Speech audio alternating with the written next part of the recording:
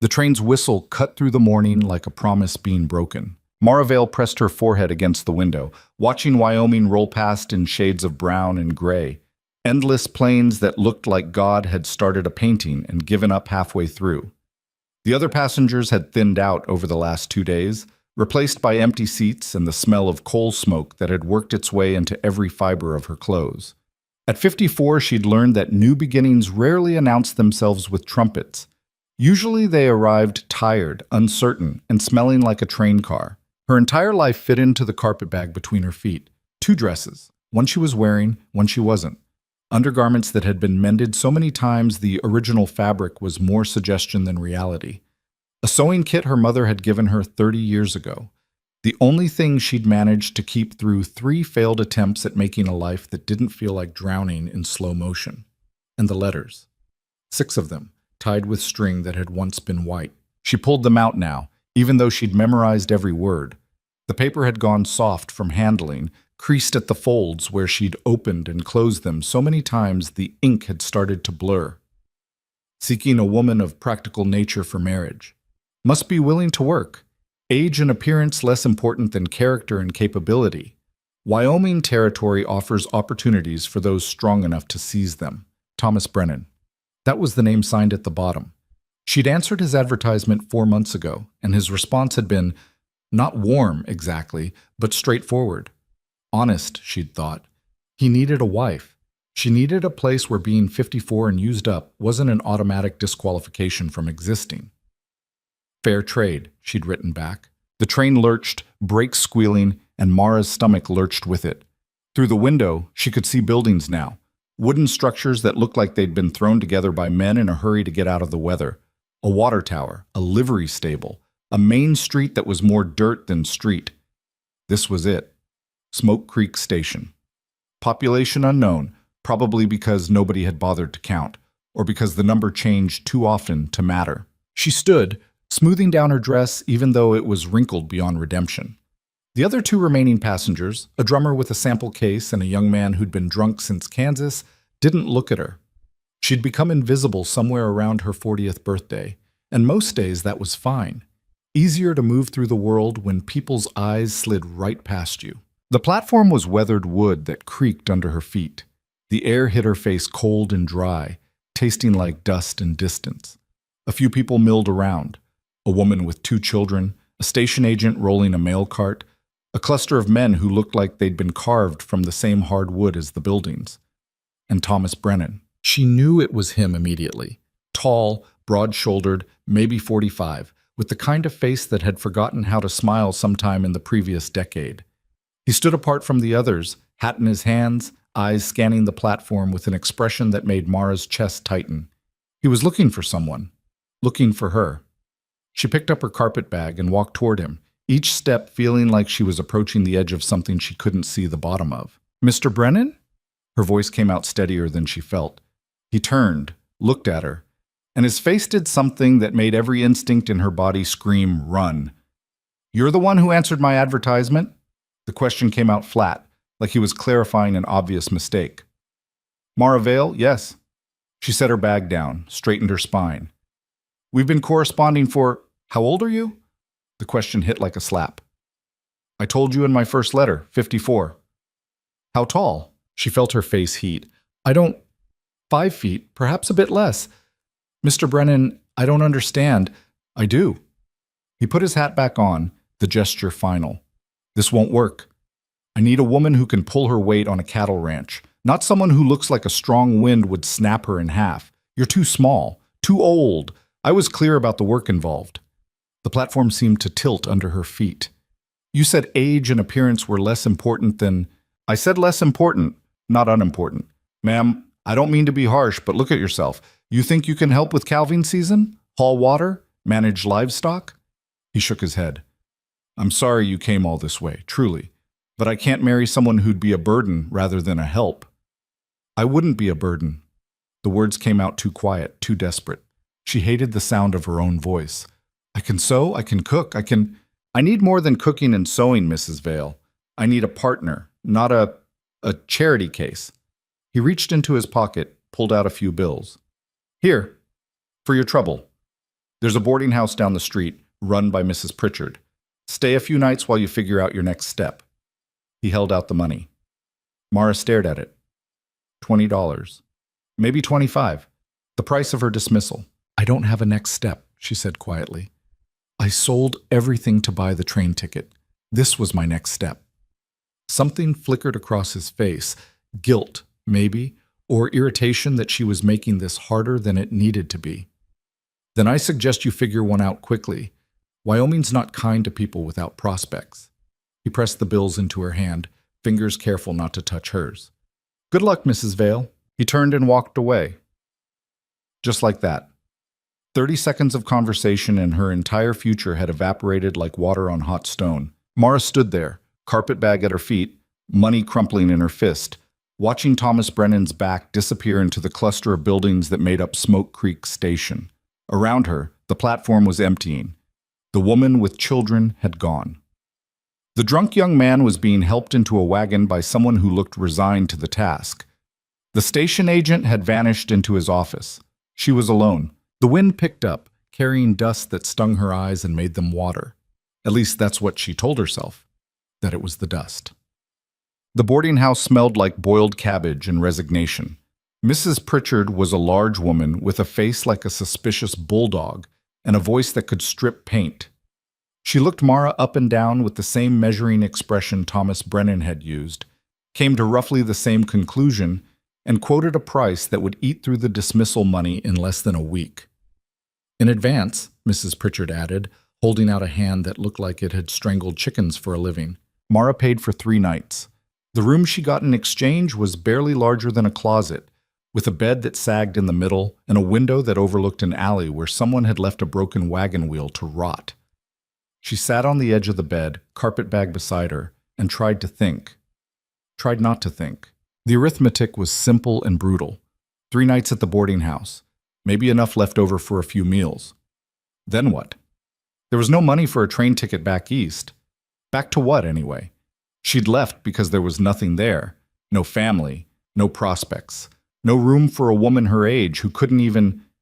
She cut that thought off. It didn't matter. What mattered was surviving the next 3 days, then the next 3, then the next. She opened her sewing kit, checking the contents, even though she knew every needle, every spool of thread, every tiny button by heart. The kit had saved her before. Maybe it could again. By evening, Mara had walked every street in Smoke Creek Station. It didn't take long. The town was barely a town, more like a collection of buildings huddled together against the emptiness pressing in from all sides. A general store. A saloon that looked like it had survived at least 2 fires. A blacksmith. A tiny post office. A church that clearly doubled as the schoolhouse. Maybe 24 houses scattered around the edges, ranging from actual structures to glorified shacks. She asked about work at every place that might need sewing done. The general store owner, a thin man with nervous hands, looked at her like she was selling snake oil. Don't get much call for fancy needlework out here, ma'am. Folks make do with what they got. I'm not talking about fancy work, Mara said. Repairs, alterations, practical things. Still, most folks handle their own mending. He turned back to his shelves, conversation over. The saloon owner, a woman named Kate with gray streaks in her black hair and eyes that missed nothing, was more direct. I don't need help, but I'll give you some free advice. This town doesn't take kindly to strangers, especially women with no clear purpose. You're the mail-order bride Brennan turned down, aren't you? Word traveled fast in small places. Mara nodded. Thought so. Whole town's talking about it. Some folks think it's funny. Others think you must be running from something, showing up here without prospects. Kate leaned against the bar, voice dropping. Either way, you're already marked as trouble. My advice? Find a way out before winter hits. Trust me on that. But Mara had nowhere to go. So she went back to the boarding house, climbed the stairs to her closet-sized room, and lay awake listening to the wind rattle the window frame. The next day was worse. She tried the church. The minister, Reverend Talbot, young and earnest and clearly overwhelmed by his first frontier posting, listened politely while she explained her skills, her situation, her willingness to work for almost nothing. I appreciate your offer, Mrs. Vale, truly, but the congregation is small and frankly, there's not much money for anything extra. Most folks here are just scraping by themselves. He looked genuinely sorry. I wish I could help. Could you at least mention it during services, that I'm available for sewing work? I. Yes, of course. Though Sunday service doesn't draw a large crowd. He hesitated. Mrs. Vale, may I ask, do you have anyone back east, family who could? No. The finality of that single word seemed to echo in the small church. Reverend Talbot nodded slowly, the way people do when they've just realized they're looking at someone beyond their ability to help. By the third day, Mara's money was running out faster than she'd calculated. Mrs. Pritchard had a list of extra charges, firewood, hot water, general maintenance, that appeared out of nowhere. The meals at the boarding house were thin soup and bread that tasted like sawdust, but eating anywhere else would drain her funds even faster. She was sitting in the so-called parlor, really just a room with 2 chairs and a dead plant, when she overheard the conversation. 2 women, guests like her, though they had the look of people just passing through, younger, better dressed, discussing the peculiarities of frontier towns with the amused detachment of tourists. Did you hear about that poor woman Brennan rejected? One of them said. The old one? I saw her at the general store yesterday. Honestly, what was she thinking? A woman her age, coming out here for marriage? The speaker laughed, not cruelly exactly, but with the casual thoughtlessness of someone who'd never been desperate. She must be absolutely humiliated. Well, she should be. It's almost indecent, isn't it? Women our age understand when we've aged out of certain opportunities. She should have stayed wherever she came from. Mara stood quietly and walked upstairs. She didn't slam the door to her room. She didn't cry. She sat on the sagging bed and stared at the broken wagon wheel in the alley and felt something inside her chest go very still and very cold. She'd felt this before, the particular kind of nothing that came when the world made it clear you'd overstayed your welcome in the land of the living. When being alive past a certain age, past a certain usefulness, became an imposition on everyone around you. She was too old to marry, too worn to work, too poor to leave, too proud to beg. The arithmetic had finally run out. On the 4th day, Mara woke before dawn and made a decision. She would walk, just walk, out into that endless Wyoming emptiness and keep going until she couldn't anymore. There were worse ways to end a story that had stopped making sense years ago. Cleaner than slowly starving in a boarding house room. More dignified than becoming the town joke, the pitiful old woman everyone whispered about. She dressed carefully, like it mattered, combed her hair, ate the last of the bread she'd saved from yesterday's meal, packed her carpet bag with the few things that held any meaning, the sewing kit, the letters, a photograph of her mother. Mrs. Pritchard was in the kitchen when Mara came downstairs. She looked up, eyes narrowing. You're paid through tonight. I know. Where are you going this early? Out? Something in Mara's voice must have warned her off further questions. Mrs. Pritchard turned back to her stove, and Mara walked out into the gray pre-dawn light. The town was silent. A few lamps burned in windows, but the streets were empty. She walked past the general store, past the saloon, past the church where Reverend Talbot had looked at her with such useless pity. She walked until the buildings fell away behind her. The land opened up, vast and indifferent. The sky was starting to lighten at the edges, turning the darkness into shades of gray and pale gold. The air was cold enough to hurt her lungs. Somewhere a bird called out, the sound lonely and sharp. Mara kept walking. She didn't hear the horse until it was close. The sound of hooves made her turn, heart jumping. A rider was approaching from the direction of town.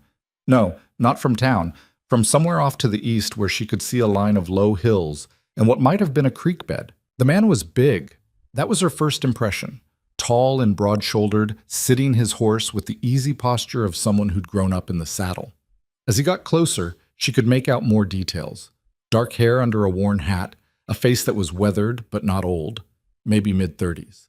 Coat that had seen better years. Eyes that were watching her with an expression she couldn't quite read. He pulled up about 10 feet away. The horse, a roan gelding with intelligent eyes, snorted and shook its head. Ma'am. His voice was deep, rough around the edges like he didn't use it often. You're a fair distance from town. Mara lifted her chin. I'm aware. Planning to go farther? That's my business. He studied her for a long moment. There was something different about the way he looked at her. Not like Thomas Brennan had, measuring and finding her lacking. Not like the women at the boarding house, dismissing her as a curiosity. This man's eyes were careful, thoughtful, like he was working out a puzzle. "You're the woman from the train station," he said finally, the one Brennan turned away. Of course he knew. Everyone knew. "If you've come to offer condolences or advice, you can save your breath." Wasn't planning on either. He shifted in the saddle, glanced at the carpet bag in her hand, the direction she'd been walking. Just seemed odd is all. Woman heading out into empty country at dawn, carrying her belongings. Maybe I like empty country. Maybe. He didn't sound convinced. Or maybe you're fixing to do something foolish. The presumption of it sparked something in her chest. Anger, maybe. Or just the energy left over from giving up. "What I do is none of your concern, Mr. Calder. Rhett Calder." He touched the brim of his hat. "And you're right, it isn't my concern. But I'm making it my concern anyway." Why? He thought about that. "Because I watched you walk through town yesterday, asking for work at every business that would talk to you. Watched you get turned down or ignored at every single one. Watched you walking like someone trying very hard not to disappear." He leaned forward slightly. "I know what that looks like, Mrs. Vale. Known it my whole life." The use of her name startled her. "How do you—" "Small town. Word gets around." He paused. "You got any place to go?" "No." "Any money left?" "Not enough to matter." "Any plans beyond walking until something happens?" Mara's jaw tightened. "Again, none of your business." "You're right. Here's what is my business. I've got a cabin about 3 miles from here, down by Willow Creek. Nobody's been living in it for near about 2 years. Roof leaks in one corner, but it's sound otherwise. Stove works. Well's good." She stared at him. "Why are you telling me this?" "Because you can stay there if you want. No rent, no obligations. Just a place to be that isn't a boarding house or the middle of nowhere." It was so unexpected, so out of nowhere, that Mara couldn't process it for a moment.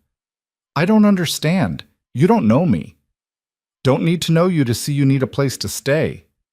"I can't pay you." "Didn't ask you to." "Then what do you want?" Rhett Calder looked at her steadily. "Nothing. Maybe some company once in a while. Maybe help with mending, if you're willing. But mainly just nothing. A cabin sitting empty doesn't do anyone any good." Mara felt like she'd stepped into a conversation happening in a language she didn't speak.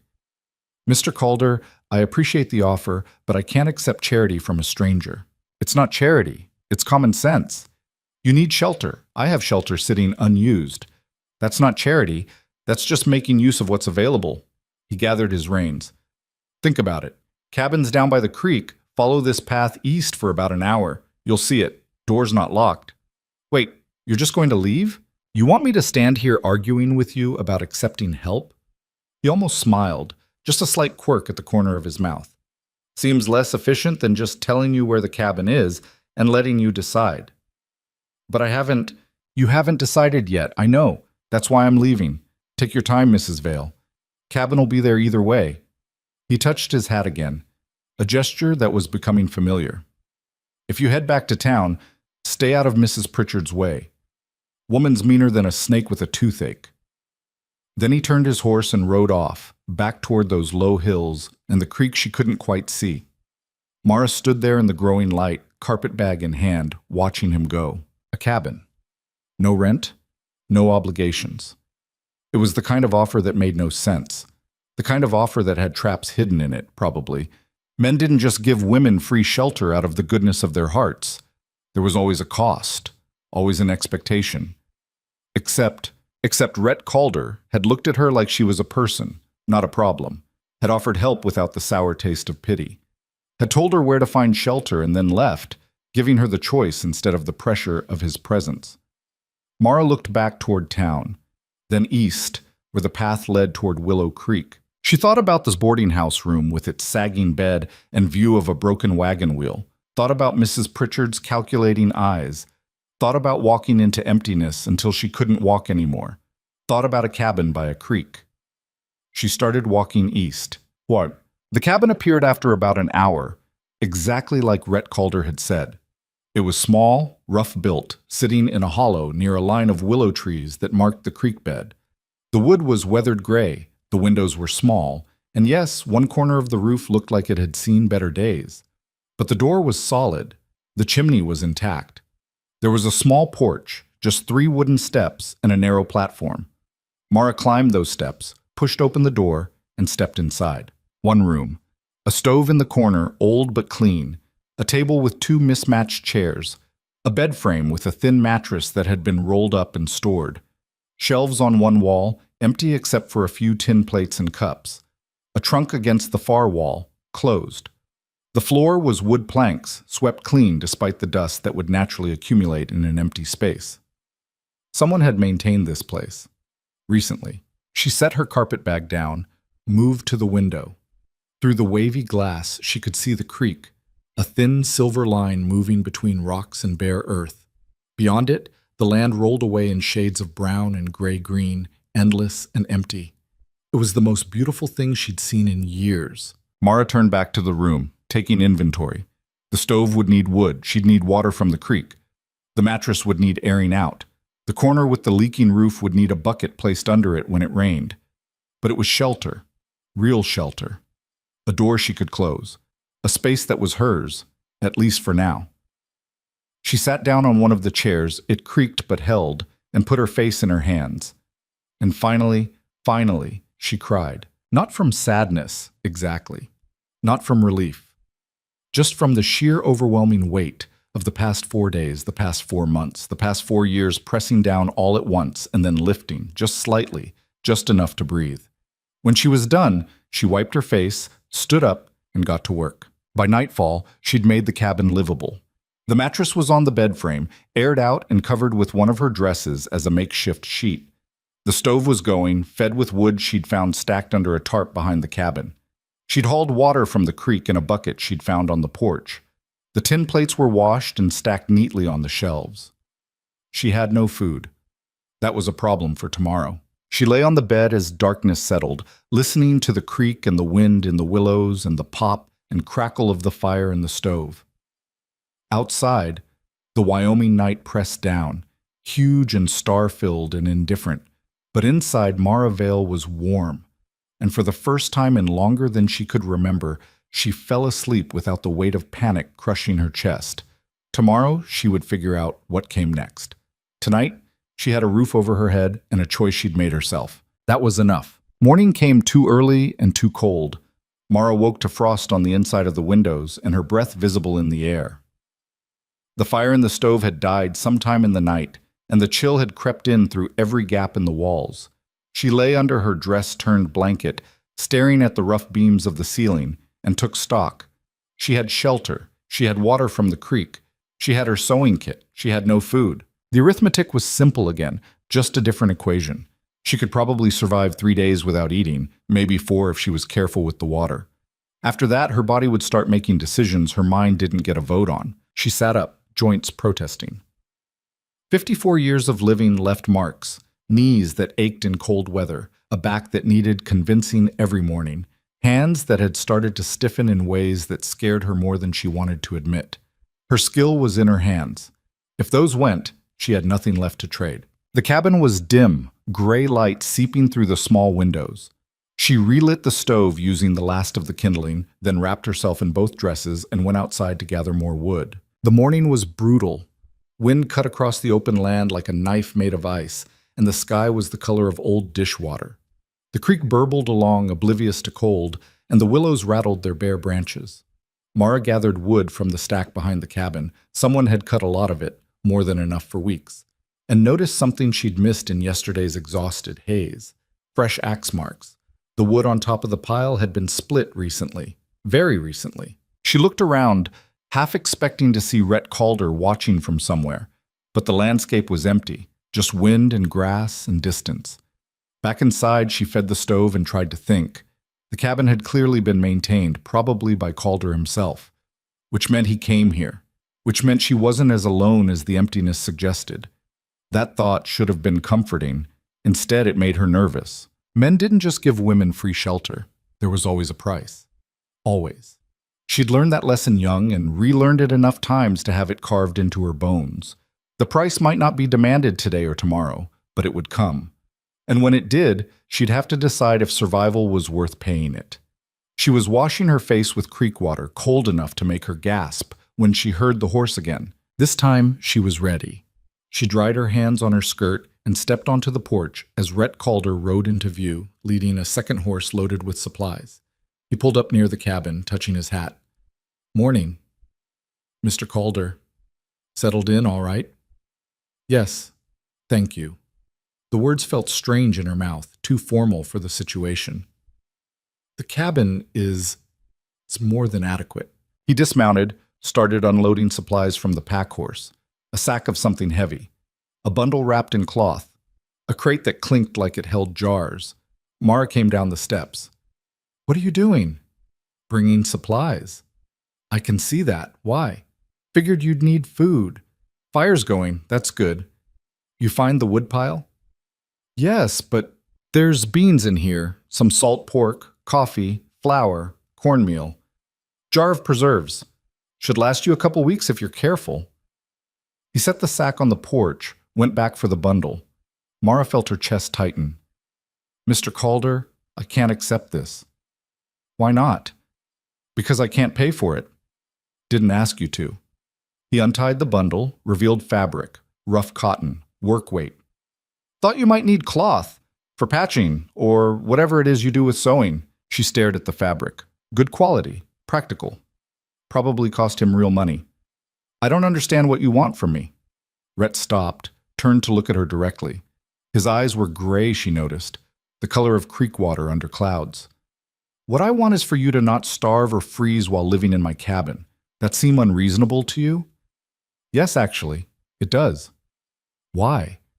"Because people don't do things for nothing. There's always a cost." Something shifted in his expression. Not anger, but something that looked like recognition, like he'd heard his own thoughts coming out of someone else's mouth. "You're right, there usually is. So here's my cost. I'd like someone to talk to once in a while. And if you're willing, some help with mending. I've got clothes that need repairs and I'm terrible at it." "That's all?" "That's all." "No other expectations?" The question hung in the cold air. Rhett's face went very still. "Mrs. Vale, I'm going to say this once, clear as I can. I'm offering you a place to stay because you need one, and I have one sitting empty. I'm bringing you supplies because you need to eat. If you choose to do some sewing for me, fine. If you don't, also fine. What I'm not offering and will never offer is anything that involves you feeling obligated beyond basic human decency. We clear?" The directness of it hit her like a splash of cold water. "We're clear." "Good." He went back to unloading. "There's a rifle in the cabin, in that trunk. Belonged to the man who lived here before. Ammunition's in there too. You know how to shoot?" "A little. Might want to practice. Coyotes sometimes come around, and there's been a mountain lion spotted east of here. Probably won't bother you, but better to be ready." He finished unloading, stacked the supplies on the porch.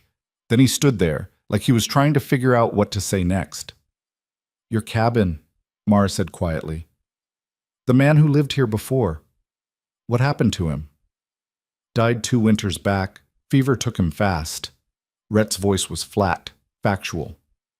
"Name was Charlie Moss. Good man. Worked for me, helped with the cattle. Lived here because he liked the quiet. And you've been maintaining it since." "Somebody had to. Why not rent it out? Or sell it?" He shrugged. "Didn't need the money. Didn't want strangers on the land. Seemed easier to just keep it ready. In case." "In case what?" "In case someone needed it, I suppose." He gathered the reins of both horses. "I'll be back in a few days. Check how you're doing. If you need anything before then, my place is about 5 miles north. Big house, can't miss it. Anyone in town can point you the right direction." "Mr. Calder?" He paused. "Why are you doing this, really?" He thought about it for a long moment. "Because nobody helped me when I needed it, and I remember what that felt like." He swung up into the saddle. "Stay warm, Mrs. Vale." Then he rode off, leading the pack horse, and Mara was alone again with a porch full of supplies and a head full of questions. She spent the rest of the day organizing. The food went into the cabin, stored carefully in the trunk to keep away from mice. The fabric she examined closely, good, sturdy cotton, the kind that would hold up to hard use. There was thread, too, needles and scissors that looked brand new. He'd thought about what she'd need. Actually thought about it. That bothered her more than she wanted to admit. By evening, she'd made a stew with beans and salt pork that tasted better than anything she'd eaten in weeks. She sat at the table, eating slowly, and tried to understand the situation she'd landed in. Rhett Calder was either genuinely kind, which seemed unlikely, or playing a longer game than she could see yet. Men who owned property didn't just give things away. Men with resources didn't waste them on used-up women with nothing to offer.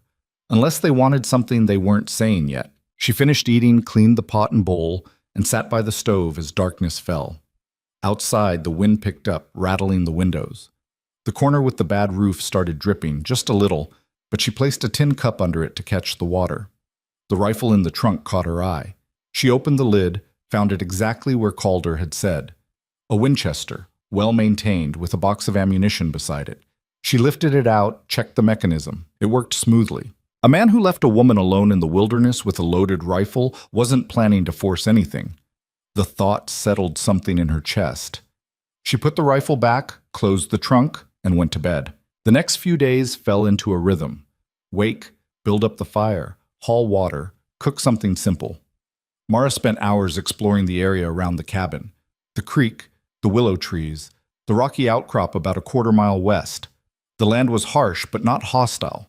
She saw deer tracks, bird nests in the trees, and once a fox that watched her from a distance before melting away. She practiced with the rifle, shooting at a mark she carved on a dead tree. Her aim was rusty, but improved.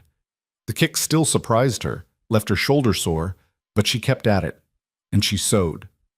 The fabric Rhett had brought was put to use immediately.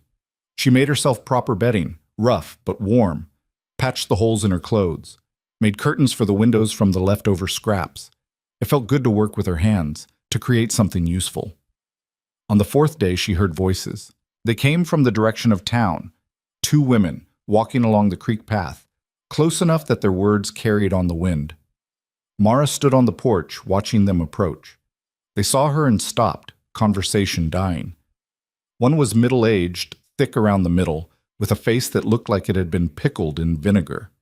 The other was younger, maybe 30, with sharp features and sharper eyes. The older woman spoke first. "You're the one living in Charlie's cabin." It wasn't a question. Mara nodded. "I am." "We heard Rhett Calder set you up here." The younger woman's voice carried an edge. "That true?" "He offered me the use of the cabin, yes."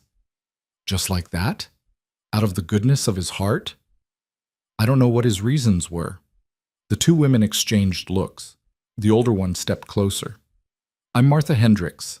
This is my daughter Ruth. We live about 2 miles south of here. Came to see who our new neighbor was." "Mara Vale, the mail-order bride Thomas Brennan rejected." Ruth said it like she was identifying a specimen. "Whole town knows about that." Mara kept her expression neutral. "I'm sure they do." "And now you're living here, alone, with Rhett Calder providing for you." Martha's eyes were calculating. "Folks are talking, Mrs. Vale, about what kind of arrangement you might have with him." The implication was clear. Mara felt her spine straighten. "I don't care what folks are saying. Mr. Calder offered me shelter when I had none. That's the extent of our arrangement." "Is it?" Ruth's smile didn't reach her eyes. "Because it looks mighty suspicious. A single woman living on a man's property, accepting his charity, makes people wonder what she's giving in return." "Then people can wonder all they want. I owe them no explanations." Martha sniffed. "You might think that now, but this is a small community, Mrs. Vale. Reputation matters, and right now, yours is questionable." "My reputation was questionable the moment Thomas Brennan turned me away on a train platform. This changes nothing." "It changes plenty," Ruth said. "Before you were just a rejected old woman, sad but harmless. Now you're something else. Something people don't like." "What people?" Mara's voice was sharper than she intended. "You? Your mother? Or the same people who watched me beg for work and offered nothing?" "We're trying to help you," Martha said, though her tone suggested otherwise. "We're warning you that this situation with Calder won't end well. He's a powerful man in this territory, rich too, though he doesn't show it. Men like that don't do favors without expecting something back. Then I'll deal with that when it happens. You might not get the chance to deal with anything. The town council might decide you're a disruptive influence, might ask you to move on. Mara laughed, surprising herself. Move on to where? With what money? Using what transportation? The two women had no answer for that. They stood there, faces pinched, clearly unsatisfied with how this conversation had gone. Finally, Martha spoke. Suit yourself. But don't say we didn't warn you. She turned to leave, then stopped. One more thing. There's a church social next week. You'd be wise not to attend. Your presence would make people uncomfortable. I wasn't planning to attend. Good. Martha and Ruth walked away, heads together, already whispering. Mara watched them go, fury and humiliation burning in equal measure. She went back inside, closed the door harder than necessary, and stood in the middle of the cabin, shaking. They thought she was a whore, or soon would be. In their eyes, accepting shelter made her one. She wanted to scream, or cry, or ride into town and tell every sanctimonious hypocrite exactly what she thought of them. Instead, she sat down and started sewing. Her hands were shaking too much at first, but gradually the familiar motion calmed her. Needle in, thread through, pull tight, over and over. The rhythm of it steadied her breathing, slowed her heart. By the time she finished the repair she was working on, a torn seam on her good dress, the sun was setting, and her anger had cooled into something harder and colder. Let them talk. Let them think what they wanted. She'd survived worse than gossip. 2 days later, Rhett Calder came back. He arrived mid-morning, riding the same roan gelding, leading a pack horse loaded with more supplies. Mara was outside, hanging washing on a line she'd strung between two willow trees. She turned at the sound of hooves, wiping her hands on her apron. Mr. Calder. Mrs. Vale. He dismounted, started unloading. Brought more flour, some sugar. Thought you might want eggs, so there's a dozen wrapped in straw. Careful with those. You didn't need to bring more supplies. Figured you'd be running low on some things. I am, but... She stopped herself. Thank you. He glanced at her, something shifting in his expression. You all right?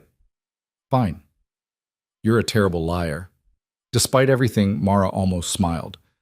I had visitors a few days ago, Martha and Ruth Hendricks. Rhett's jaw tightened. What'd they want? To warn me that my living here was causing talk, to suggest I was trading favors for your generosity. Christ. He set down the crate he was holding with more force than necessary. Those two have nothing better to do than spread poison. They said the town council might ask me to leave. The town council can go to hell. This is my land. They've got no say. They seem to think differently. Rhett turned to face her fully. Listen to me. Smoke Creek Station has a lot of opinions about how things should be done. Most of those opinions are worth less than the breath it takes to speak them. You're living on my property, with my permission. Nobody, not the Hendricks women, not the town council, not anybody, gets to tell you otherwise. That's easy for you to say. You have power here. I have nothing. You have my word that nobody's going to run you off. He paused. And you have more than nothing. You have skills, you have intelligence, you have strength even if you don't see it yet. The unexpected compliment caught her off guard. You don't know me well enough to make that judgment. I know you walked away from a boarding house rather than accept pity. I know you're living alone out here and haven't complained once. I know you've already made this cabin more livable than it's been in 2 years. He gestured at the washing line, the curtains visible through the window, the neat stack of firewood. That takes strength. Mara didn't know what to say.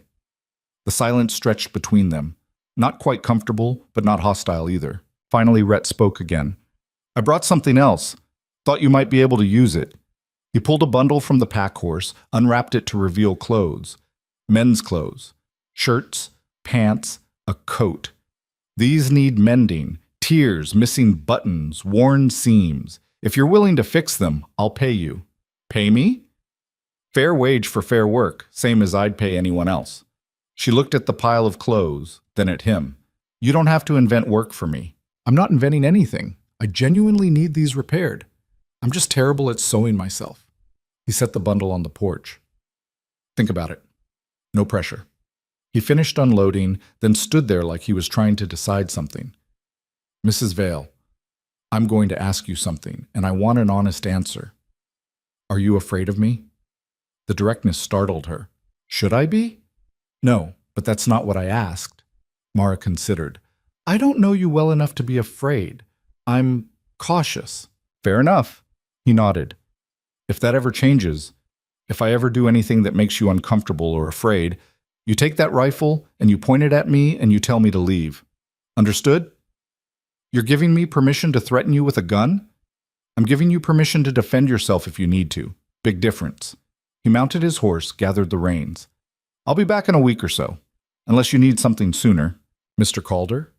She spoke before she could think better of it. Why are you really doing this? He looked at her for a long moment. Because everybody deserves a chance, Mrs. Vale. Even people the world's decided aren't worth the trouble. He touched his hat. Stay well. He rode off, and Mara stood on the porch surrounded by supplies and mending, trying to figure out if she'd just been offered genuine kindness or something more complicated. She brought the bundle of clothes inside, spread them out on the table. The work was real. These weren't clothes someone had torn deliberately to give her something to do. These were garments worn hard by someone who worked harder. Tears in the seams from strain, buttons missing, frayed cuffs and collars. She picked up a shirt, examined the damage. She could fix this, all of it. And maybe, just maybe, she could build something here. Not the life she'd imagined when she answered Thomas Brennan's advertisement, but a life nonetheless. Over the following days, Mara worked on the mending. Her hands remembered skills she'd learned as a girl: invisible stitches, reinforced seams, neat buttonholes. She worked carefully, taking pride in the craftsmanship, even though no one but Rhett Calder would see it. The weather turned colder. Snow came one night, just a dusting, melting by noon.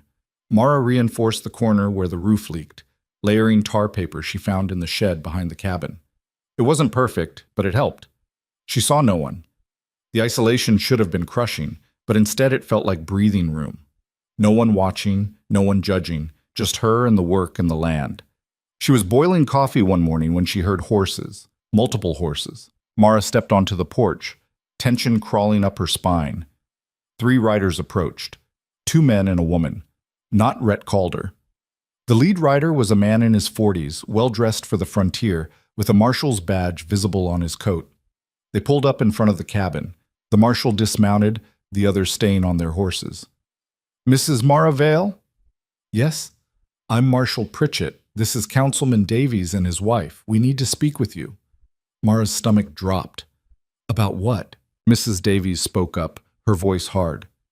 About your living arrangement with Rhett Calder. It's inappropriate, Mrs. Vale. A moral concern for the community. I'm living in a cabin, alone. There's nothing immoral about that. You're living on his property, accepting his charity, without the sanctity of marriage or even proper employment. Councilman Davies had a thin, reedy voice. It sets a bad example. An example for who? There's no one out here but me. Marshal Pritchett held up a hand.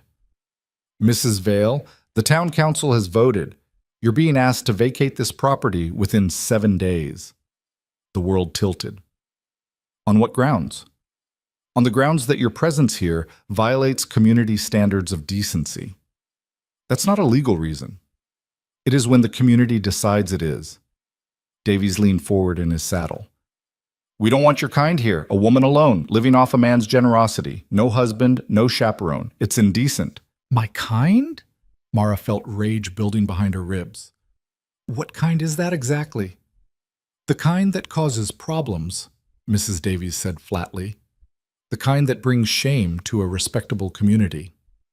I've done nothing shameful. You've accepted charity from a man you're not married to. You live alone in isolation. You refuse to leave when warned. Mrs. Davies's face was stone. That's enough. Marshal Pritchett looked uncomfortable. Mrs. Vale, I'm just enforcing the council's decision. You have 7 days to remove yourself from this property. If you don't, I'll be forced to escort you out. Where exactly am I supposed to go? That's not our concern. Mara looked at the 3 of them, the marshal with his reluctant authority, the councilman with his thin-lipped righteousness, the wife with her cold certainty. She saw exactly what they saw when they looked at her, a problem to be removed, waste to be cleared away. Get off this property, she said quietly. Mrs. Vale, I said get off this property. This is Rhett Calder's land. Not yours. You have no right to be here. We have every right, Davies started. You have a made-up decree from a town council that has no legal jurisdiction over private land. Now leave before I get the rifle.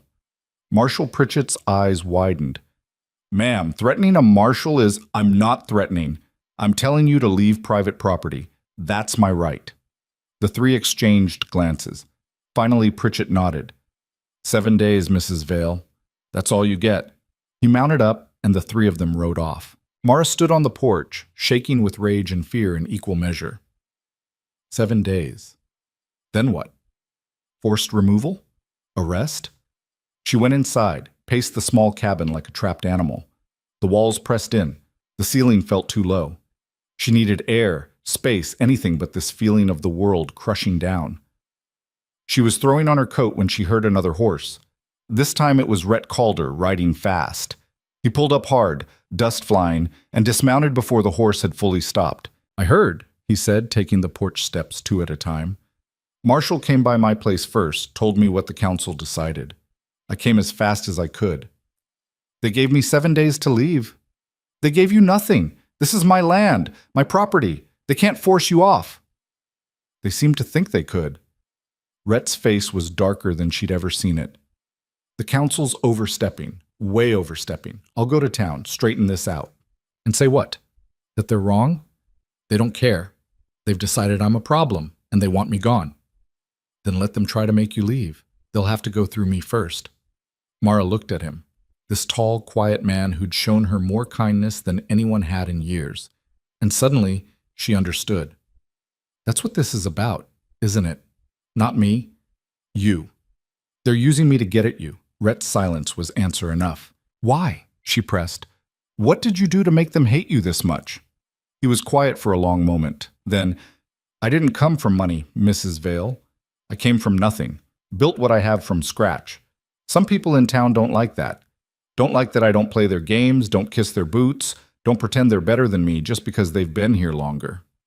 So they're using me as a weapon. Seems like it. Mara sat down on the porch steps, suddenly exhausted. Then maybe I should just leave, spare you the trouble. No. The force of the word made her look up. Rhett sat down beside her, close enough that she could feel the warmth coming off him in the cold air. You're not leaving because some petty tyrants decided they don't like you living your life. You're not leaving because they're using you to get at me. And you're sure as hell not leaving because you think you're not worth fighting for. I'm not worth fighting for. That's bullshit, and you know it. The crude language should have offended her. Instead, it made her want to laugh or cry. She wasn't sure which. Mr. Calder, Rhett. Just Rhett. Rhett. The name felt strange on her tongue. I appreciate what you're trying to do, but you can't fight the whole town for me. It's not worth it. Let me decide what's worth it. He stood, offered her his hand. Come with me. Where? My place. We're going to settle this properly. She looked at his hand, rough, calloused, steady. Then she took it and let him pull her to her feet. What are we going to do? His smile was sharp as a blade. We're going to give them something they can't argue with. And Mara, for the first time since stepping off that train, felt something that might have been hope. Rhett's house wasn't a house. It was a statement. Mara saw it from a distance as they rode. A sprawling structure of stone and timber that sat on a rise overlooking miles of grassland. 2 stories, maybe 3 in the center section, with a wide porch that wrapped around the entire front. Outbuildings clustered nearby. Barns, a stable, what looked like a bunkhouse.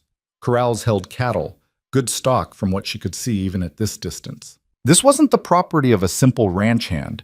This was wealth, real wealth. She pulled her borrowed horse, a gentle mare Rhett had saddled for her, to a stop. What is this? Rhett glanced back. My place. Your place? Her voice came out flat. You said you worked cattle. I do. You said you were a cattleman. I am. You didn't say you owned half the territory. He turned his horse to face her fully. Would it have mattered? Yes. No, I don't know. Mara felt something cold spreading through her chest. You lied to me. I never lied. I just didn't explain the full extent of my property. That's the same as lying. It's not, and you know it. His voice was calm, which somehow made it worse. I told you I had a cabin you could use. I told you I needed mending done. Both of those things were true. You let me think you were just another ranch worker, someone like me, someone without power. I never said that. You didn't have to say it. You let me believe it. She stared at the house, at the visible evidence of everything he'd hidden. Why? What was the point? Rhett was quiet for a moment. When he spoke, his voice was careful. Because the minute people know you have money, they treat you different. They want something from you, or they hate you for having what they don't, or they assume you think you're better than them. I wanted you to see me as just me, not what I own. Well, congratulations. You succeeded. I saw you as someone honest. The word tasted bitter. Turns out I was wrong. She turned her horse around. Where are you going? Back to the cabin, to pack. You were right. The council can't force me off your land, but you can, and I'm saving you the trouble. Mara, wait. Don't. She kicked the mare into motion. Don't follow me. Don't bring me supplies. Don't pretend you're helping me when all you've done is play games. It wasn't a game. Then what was it? She pulled the horse around again, fury overriding caution. You see a pathetic old woman get rejected on a train platform and think, here's someone I can practice charity on. Someone too desperate to question why a stranger's being kind? What was I to you, Rhett? A project. A way to feel good about yourself. You were someone who needed help. I was someone you lied to. I didn't lie. His jaw was tight. I offered you shelter. I brought you supplies. I paid you fair wage for work. The fact that I own more land than you realize doesn't change any of that. It changes everything. She could feel tears building and hated herself for it. It means every conversation we had was built on you knowing more than me, having more power than me. It means I was never an equal, no matter how much you pretended otherwise. You think owning land makes me better than you? I think it makes you someone who had choices I never had.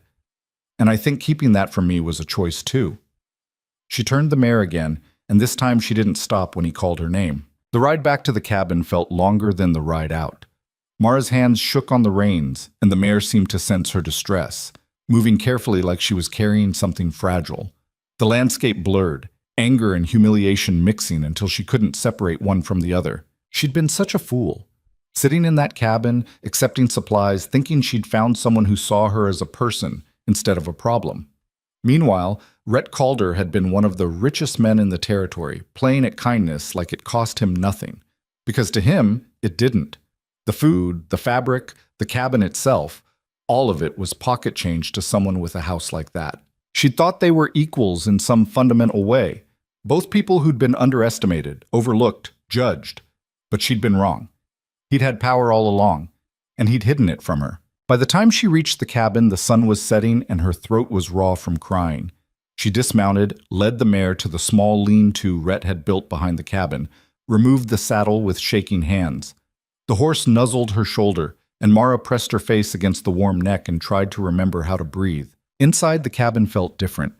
The curtains she'd made, the mended clothes stacked neatly on the trunk, the smell of coffee and wood smoke. All of it was tainted now. This wasn't her space, it was his. It had always been his. She started packing. Not that she had much to pack. Her carpet bag, the sewing kit, the few pieces of clothing she owned. She worked mechanically, hands moving while her mind spun in circles. Where would she go? Town wouldn't take her. She had no money for a train ticket. The wilderness would kill her inside a week. Maybe that was the point. Maybe this was just a slower version of what she'd planned that morning she'd walked into the emptiness. The arithmetic catching up, just taking a different route. She was folding her spare dress when she heard the horse. Not Rhett's roan, a different animal moving fast. Mara stepped to the window, saw a rider she didn't recognize approaching. A young man, maybe 20, with the look of someone who worked outdoors. He pulled up, dismounted, pulled an envelope from his coat. Mara opened the door before he could knock. Mrs. Vale? Yes.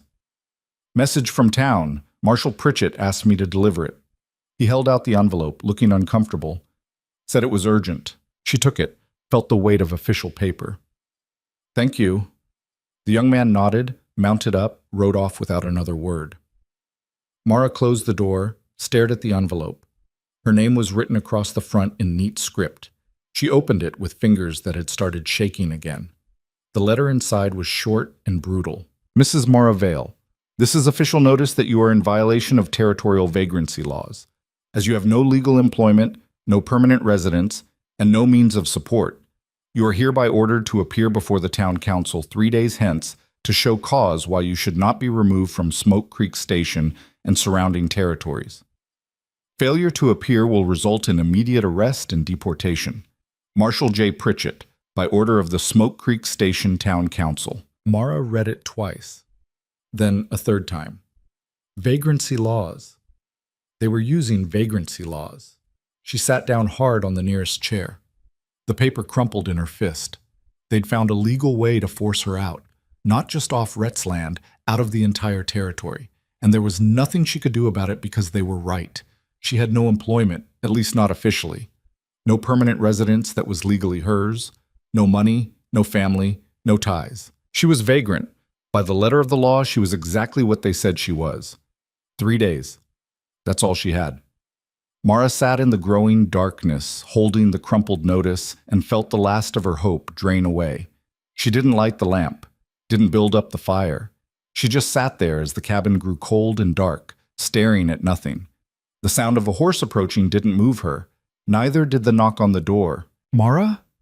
Rhett's voice, muffled by the wood. "I know you're in there. I saw the lamp wasn't lit." She didn't answer. "I'm not leaving until you talk to me." "Then you'll be standing there a long time." Silence. Then, "I got the same notice you did. The vagrancy order." That made her stand.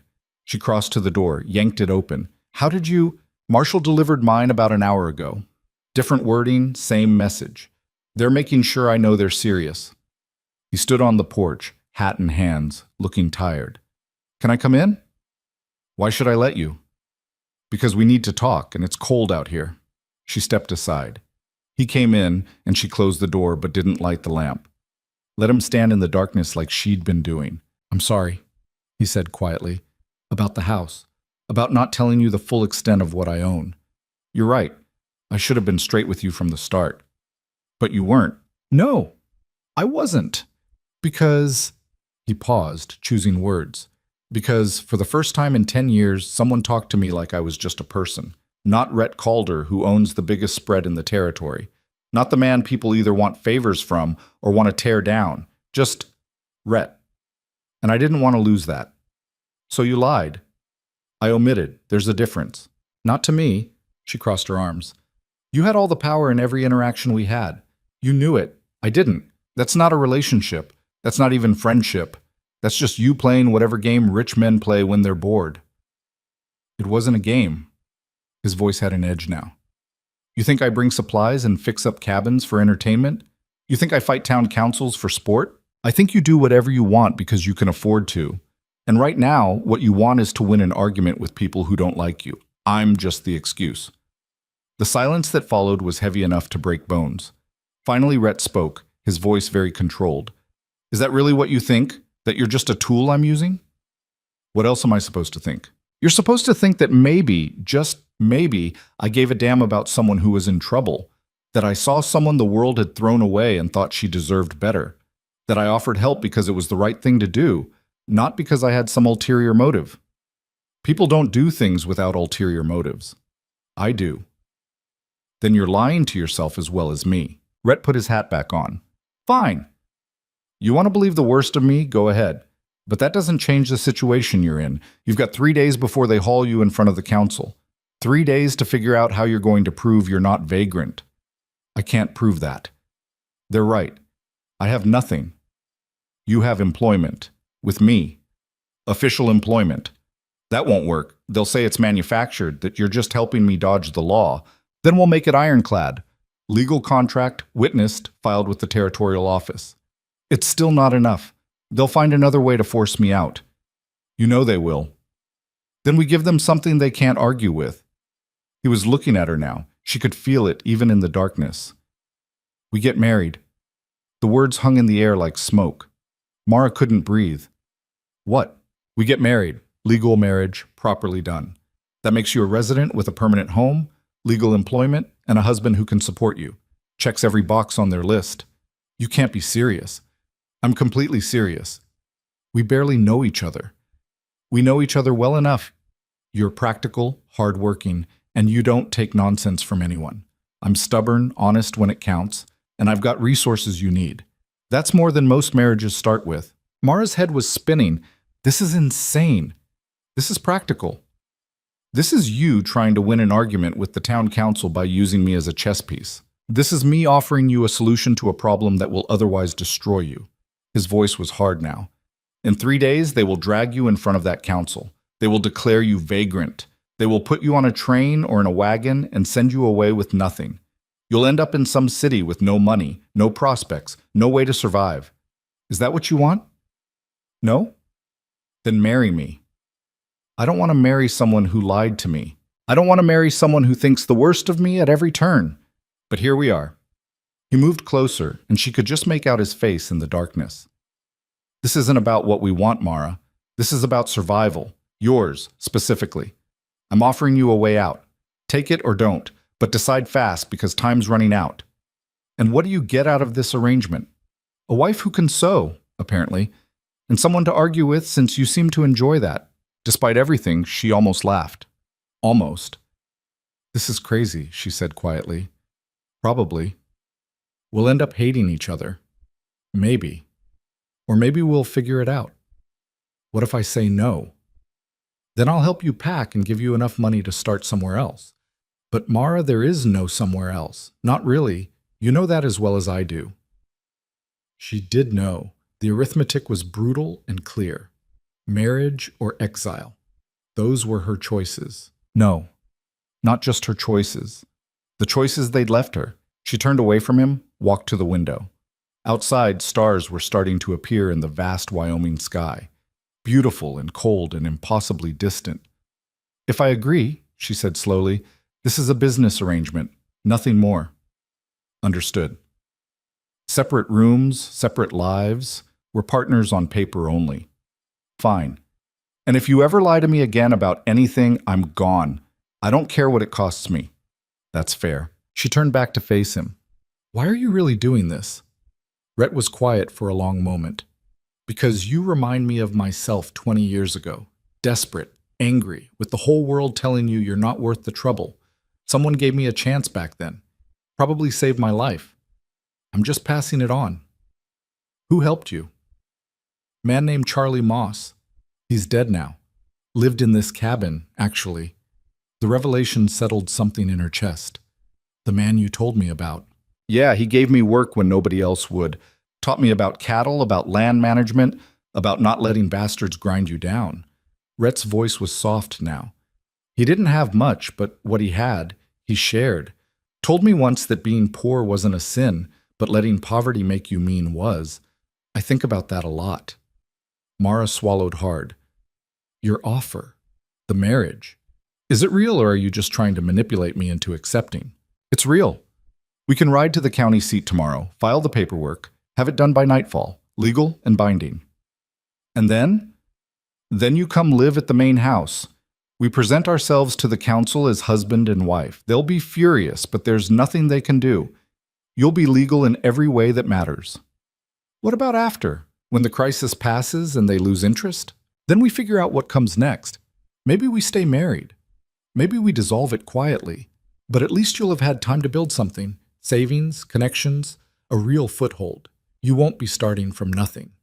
It was too much, too fast, too convenient. But it was also the only option that didn't end with her on a train to nowhere. I need time to think, she said. You've got until morning. We'd need to leave early to make it to the county seat and back before dark. And if I say no, it's the morning? Then I respect your choice and help you however else I can. He moved toward the door, paused. For what it's worth, I'm sorry. About the house. About not being straight with you. You deserved better. Yeah, Mara said quietly. I did. He left, and she was alone again in the darkness. She didn't sleep. She sat by the window watching the stars wheel overhead and trying to make sense of the impossible choice in front of her. Marry a man she barely knew. A man who'd lied to her, or at least hidden the truth. A man with enough power to crush her if he decided to, or face the council and certain exile. The arithmetic was cruel, but it was also simple. By the time dawn broke, she'd made her decision. Rhett arrived just after sunrise, leading 2 horses. He looked like he hadn't slept either. Mara stepped onto the porch, carpetbag in hand. "I'll marry you," she said, "but on my terms. We put it in writing, separate households if I want, the right to leave if circumstances change, a fair division of property if we dissolve the marriage. All of it legal and witnessed." Something like relief crossed his face. "Agreed. We can have a lawyer draw it up at the county seat. And one more thing." "What's that?" "You tell me the truth from now on. About everything.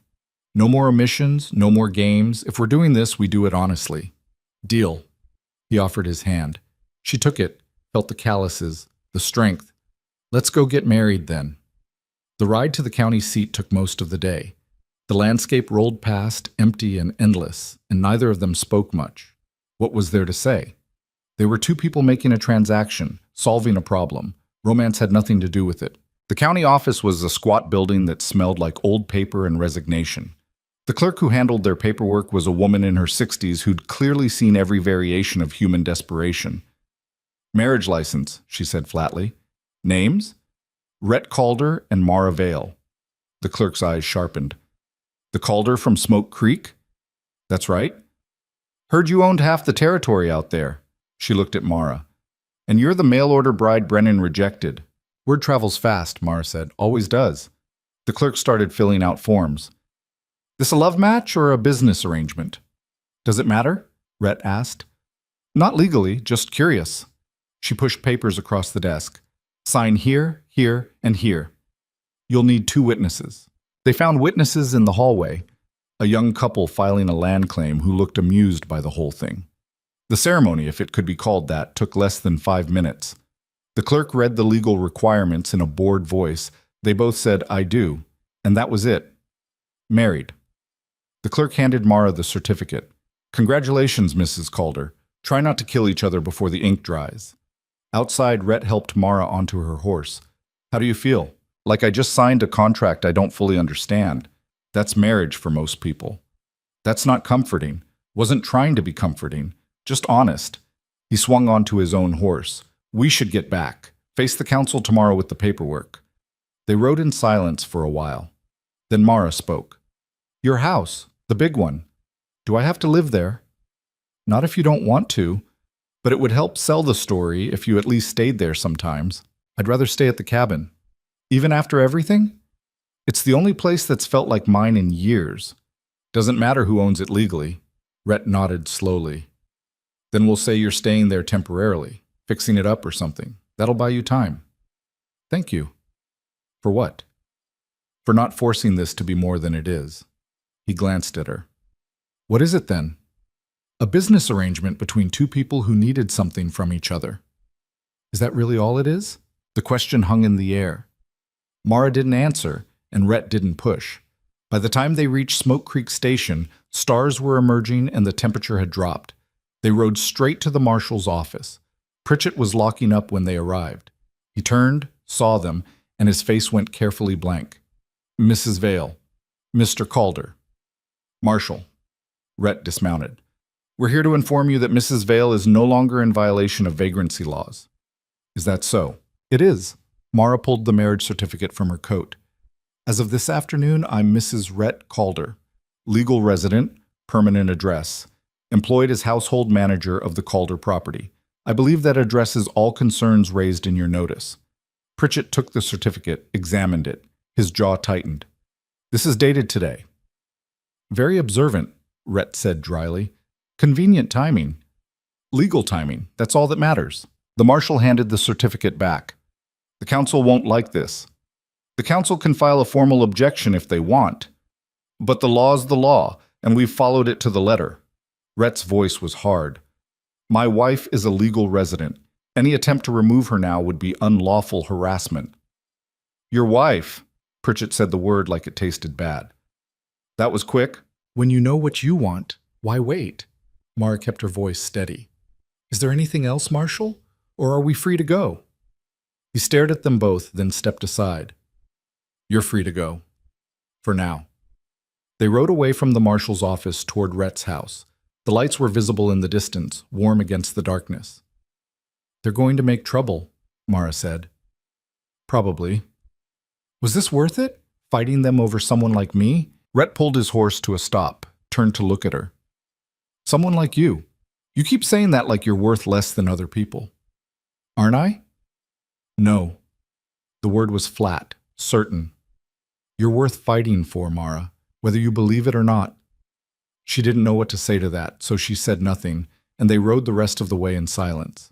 At the house, Rhett showed her to a guest room, large, well-furnished, with a view of the grasslands. You can stay here when you need to, or go back to the cabin, whatever you prefer. Thank you. He paused in the doorway. We did the right thing today. Did we? I think so. Time will tell. He touched the brim of his hat. Good night, Mrs. Calder. Good night. After he left, Mara sat on the edge of the bed and looked at the marriage certificate in her hands. Mrs. Rhett Calder. Legal, binding, real. She'd survived. Again. By selling herself into marriage with a stranger, but she'd survived. Whether that was victory or just another kind of defeat, she wasn't sure yet. But she was still standing, and for now, that would have to be enough. The town learned about the marriage within hours. Mara woke in the unfamiliar bedroom to voices outside, ranch hands talking, the words indistinct but the tone clear enough. News traveled faster than wildfire in small communities, and this news had the added fuel of scandal. The rejected mail-order bride had married the richest man in the territory overnight. People would be talking about nothing else. She dressed in the dim morning light, choosing her better dress, even though it was still worn at the seams. If she was going to face the town as Mrs. Rhett Calder, she'd do it looking like she belonged, even if she didn't feel it. Downstairs, she found Rhett in the kitchen with a woman she didn't recognize, older, gray-haired, with the capable hands of someone who'd spent a lifetime cooking. The woman looked up when Mara entered, eyes sharp and assessing. So you're the new Mrs. Calder, the woman said, not hostile, but not warm either. I am. Mara Vale. Mara Calder, I suppose now. Helen Porter. I cook and keep house here, have for the past 8 years. She turned back to the stove. Coffee's hot. Eggs will be ready in a minute. You take yours scrambled or fried? I can cook my own? That wasn't what I asked. Scrambled then. Thank you. Rhett was watching this exchange with something that might have been amusement. Helen runs the house. Best to just let her. I'm standing right here, Helen said. Don't talk about me like I'm furniture. She cracked eggs into a pan. And for the record, I think this whole thing is either the smartest move you've made in years or the dumbest. Haven't decided which yet. Glad to have your vote of confidence, Rhett said dryly. You want confidence? Hire a cheerleader. You want someone to tell you the truth? You've got me. Helen slid eggs onto 2 plates, added bacon and bread. Eat. You've got a full day ahead of you. They ate in silence for a few minutes. The food was good, better than good, and Mara realized she hadn't eaten anything since yesterday morning. Her stomach had been too twisted with nerves to think about food. The council meets at 10, Rhett said finally. They'll want to see us. Probably try to find some way to invalidate the marriage. Can they do that? Not legally, but they can make noise, cause problems. We need to be ready. Ready how? United. Whatever they throw at us, we present a solid front. No cracks, no hesitation. Mara set down her fork. You've done this before. Fought them, I mean. A few times. Over what? He was quiet for a moment. Water rights, mostly. They wanted to claim sections of my land for public use. Would have cut my access to the creek, made running cattle almost impossible. We fought it out in territorial court. I won, but they've held a grudge ever since. So this really is about you, not me. It's about both of us now. That's what marriage means, even the business kind. He pushed back from the table. Get ready. We leave in an hour. The ride into town was tense. Mara sat beside Rhett in a wagon. He'd said it looked more proper than arriving on horseback, and tried to ignore the way her stomach churned. She'd faced humiliation before. Rejection, scorn, the casual cruelty of people who saw her as less than human. But this felt different. This felt like walking into an ambush. Smoke Creek Station looked the same as it had 2 weeks ago when she'd first arrived. Same weathered buildings, same dusty street, same collection of hard-faced people going about their business. But now they were watching. Eyes tracked the wagon as it passed. Conversation stopped mid-sentence. By the time they pulled up in front of the town hall, a building that also served as the general store, a small crowd had gathered. Rhett helped her down from the wagon. His hand was steady on her elbow, and she was grateful for it, even though she hated needing the support. Marshall Pritchett was waiting on the steps. Behind him stood Councilman Davies, Mrs. Davies, and 3 other men Mara didn't recognize. The council, she assumed. They looked exactly like she'd expected. Well-fed, self-important, certain of their own righteousness. Mr. Calder, Mrs. Calder. Pritchett stumbled over her new name. Council's ready for you. I'm sure they are, Rhett said. Inside, the meeting room was cramped and stuffy. A long table dominated the space, with the council seated on one side. 2 chairs had been placed on the other side, facing them like defendants in a trial. Because that's what this was, Mara realized, a trial. They were here to be judged. Councilman Davies spoke first. Mr. Calder, Mrs. Calder, thank you for coming. Didn't seem like we had much choice, Rhett said. You always have choices. Some are simply more prudent than others. Davies folded his hands on the table. We've reviewed the marriage certificate you filed yesterday. It appears to be in order legally. It is in order, period. Nevertheless, the timing raises questions. This marriage occurred remarkably quickly, just hours before the vagrancy hearing was scheduled. One might wonder if it was entered into solely to circumvent the law. Wonder all you want, Mara said. We're married. That's what matters. Mrs. Davies leaned forward. Fraud is a serious accusation, Mrs. Calder. If this council determines that this marriage is a sham designed to evade legal consequences, then the council would be overstepping its authority, Rhett interrupted. You don't have jurisdiction over marriages. That's territorial law, not town ordinance. We have jurisdiction over public morality and community standards. No, you have opinions about public morality. There's a difference. The tension in the room ratcheted up. One of the other councilmen, an older man with a beard that looked like it had never met a comb, cleared his throat. Mr. Calder, no one's questioning your right to marry whomever you choose. But you have to understand how this looks. A woman arrives in town, gets rejected, faces vagrancy charges, and suddenly she's married to the wealthiest landowner in the territory. People talk. People always talk, Mara said, usually about things that aren't their business. It becomes our business when it affects community standards. What standards would those be exactly? The standard that says a woman alone is automatically suspect? The standard that punishes people for being poor? The standard that gives men like you the right to decide who's worthy of basic human dignity?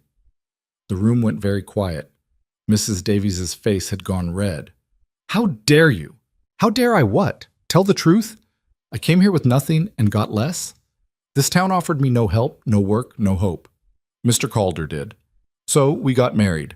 If that offends your delicate sensibilities, I suggest you examine why a legal marriage between 2 adults bothers you so much. Because it's a mockery, Mrs. Davies spat. You don't love him. He doesn't love you. You're using each other.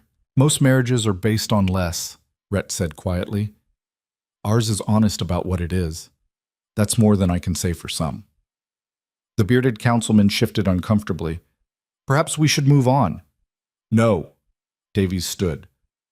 This marriage is a transparent attempt to circumvent the law. Mrs. Calder, if that's even really her name now, was facing removal from this community. Instead of accepting that judgment, she found a loophole. That's not honorable. That's not acceptable. What's not acceptable, Rhett said, voice hard as stone, is a town council using vagrancy laws to target someone they don't like. What's not acceptable is treating a woman like garbage because she had the audacity to need help. What's not acceptable is this mockery of justice you're calling a hearing. Mr. Calder, we're done here. My wife and I have answered your questions. The marriage is legal. She's a legal resident. Unless you have actual charges to file, we're leaving. He stood, offered Mara his hand. She took it, stood beside him. This isn't over, Davies said. Yeah, it is. You lost. Accept it with whatever grace you can scrape together. Rhett guided Mara toward the door. You think your money makes you untouchable, Mrs. Davies called after them. "You think you can do whatever you want and face no consequences. But you're wrong. This town won't forget, and neither will we." Rhett paused at the door, looked back. "Good. Don't forget. Remember that you tried to destroy someone for the crime of being desperate, and you failed. Remember that all your power and self-righteousness couldn't crush one woman who'd already survived worse than you could imagine. Remember that the next time you're tempted to mistake cruelty for justice." They walked out into the morning sun. The crowd outside had grown.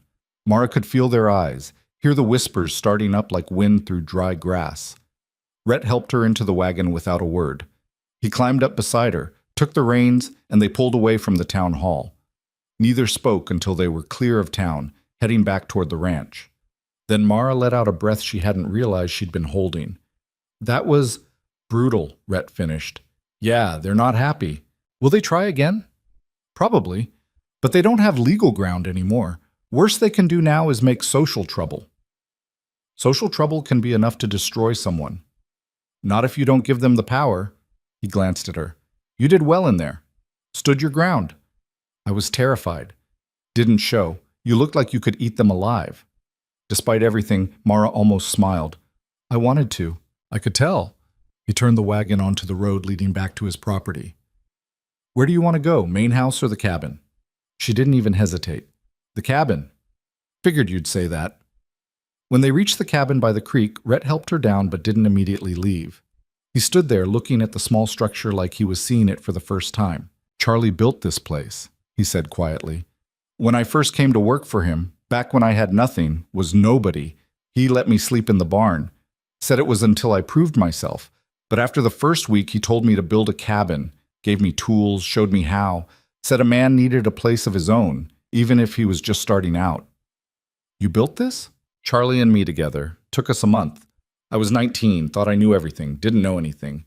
He was patient, though. Taught me about more than just building. Taught me about dignity."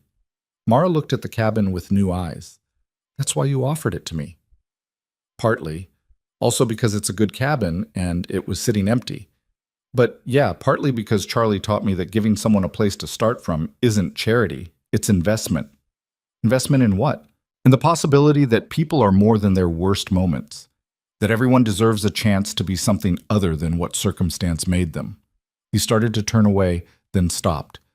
"Mara, about the lie, or the omission, whatever we're calling it. I am sorry. You were right to be angry." "I know I was. But I meant what I said yesterday. This isn't a game to me. You're not a project or a chess piece. You're someone who deserved better than what you got, and I had the means to offer it. That's all." "Is it?" He met her eyes. "What do you want me to say? That I did this purely out of noble intentions? I didn't. I did it partly because it pisses me off when people abuse power, and the council's been doing that for years. I did it partly because fighting them gives me satisfaction, but I also did it because you reminded me of who I used to be, and I couldn't walk away from that." The honesty of it caught her off guard. "Thank you for telling me the truth." "That's the deal, right? No more omissions." "Right." He climbed back into the wagon. "I'll come by in a few days. Bring supplies, check how you're doing, unless you need something sooner." "Rhett?" "Yeah?" "What happens now? With us, I mean. Do we just exist like this? Married on paper, but separate?" He thought about it. "I don't know. Never been married before, business arrangement or otherwise. I figure we make it up as we go. See what works. And if nothing works, then we tried. That's more than most people do." He gathered the reins. "Stay well, Mara." She watched him drive away, then turned to look at the cabin. Her cabin now, in a way it hadn't been before. Not because of ownership, it was still Rhett's land, but because she'd fought for the right to be here. Had stood in front of that council and refused to be moved. That meant something. Inside, everything was as she'd left it. The mended clothes, the curtains, the neat stack of firewood. She added more wood to the stove, put coffee on to boil, and sat at the table trying to process everything that had happened in the past 24 hours. She was married. Legally, officially married. To a man she barely knew, who'd lied to her, who fought his battles using her as ammunition. But also to a man who'd given her shelter when she had none, who'd stood beside her against people with actual power, who'd offered her not just survival but dignity. The coffee boiled over, hissing on the stove. Mara jumped up, moved the pot, wiped up the mess. Her hands were shaking. She'd survived again. Found another way through when all paths seemed closed. But for how long? The council had made their position clear. They wouldn't forget. And neither would the town. She was marked now, permanently, as the woman who'd trapped Rhett Calder into marriage to escape punishment. The gossip would be vicious, the social consequences real. But she was still here, still breathing, still fighting. That would have to be enough. The next few days were strange. Mara stayed at the cabin, keeping to herself, working on the mending Rhett had brought her. She made the stitches perfect, reinforcing every weak point, replacing buttons with ones she carved from spare wood. The work was meditative, gave her hands something to do while her mind churned. She saw no one. The isolation was complete, almost oppressive. But it was also safe. No one could judge her if no one could see her. On the fourth day, Helen Porter arrived. Mara heard the wagon before she saw it. She stepped onto the porch, tension coiling in her shoulders, and watched as Helen pulled up in a small cart loaded with supplies. "Mrs. Calder," Helen said, climbing down with the practiced ease of someone who'd been doing it for decades. "Helen, I didn't expect... Rhett asked me to bring supplies. Also wanted me to check on you. Make sure you hadn't done something foolish like starve yourself out of stubbornness." "I'm fine." "You look thin." "I've always been thin." "You look thinner." Helen started unloading supplies: flour, sugar, eggs, preserved vegetables, a wrapped package that smelled like fresh bread. "You need to eat more. Wyoming winters are brutal, and you don't have enough meat on your bones to survive one." "I appreciate the concern. It's not concern, it's observation. You want to live through winter in this cabin, you need to build up some reserves." Helen carried supplies onto the porch, then stopped and looked at Mara directly. "Can I speak plainly? Have you been speaking any other way?" A slight smile crossed Helen's face. "Fair point. Here's the plain truth. The town thinks you're a con artist who trapped Rhett into marriage. They think you're using him for his money and will abandon him the second you get what you want." "I know what they think." "Do you know what I think?" "I'm sure you're going to tell me. I think you're either very smart or very desperate. Maybe both. I think Rhett saw something in you that reminded him of himself. And that's a powerful thing for a man like him." Helen set down the last of the supplies. "I also think you're terrified this is all going to fall apart, and you're already planning your exit strategy." The accuracy of it was unsettling. "You don't know me well enough to make that judgment, don't I? I've been watching women survive in hard places for 60 years. I know the look of someone who's been knocked down too many times to fully trust standing up again." Helen's voice softened slightly. "But here's what you need to understand. Rhett doesn't give his loyalty lightly. If he's decided you're worth fighting for, he'll fight. The question is whether you'll let him or if you'll run. The second things get difficult. Why do you care? Because Rhett Calder is the best man I know, and he deserves better than someone who'll use him and disappear. If that's your plan, leave now. Save everyone the heartbreak."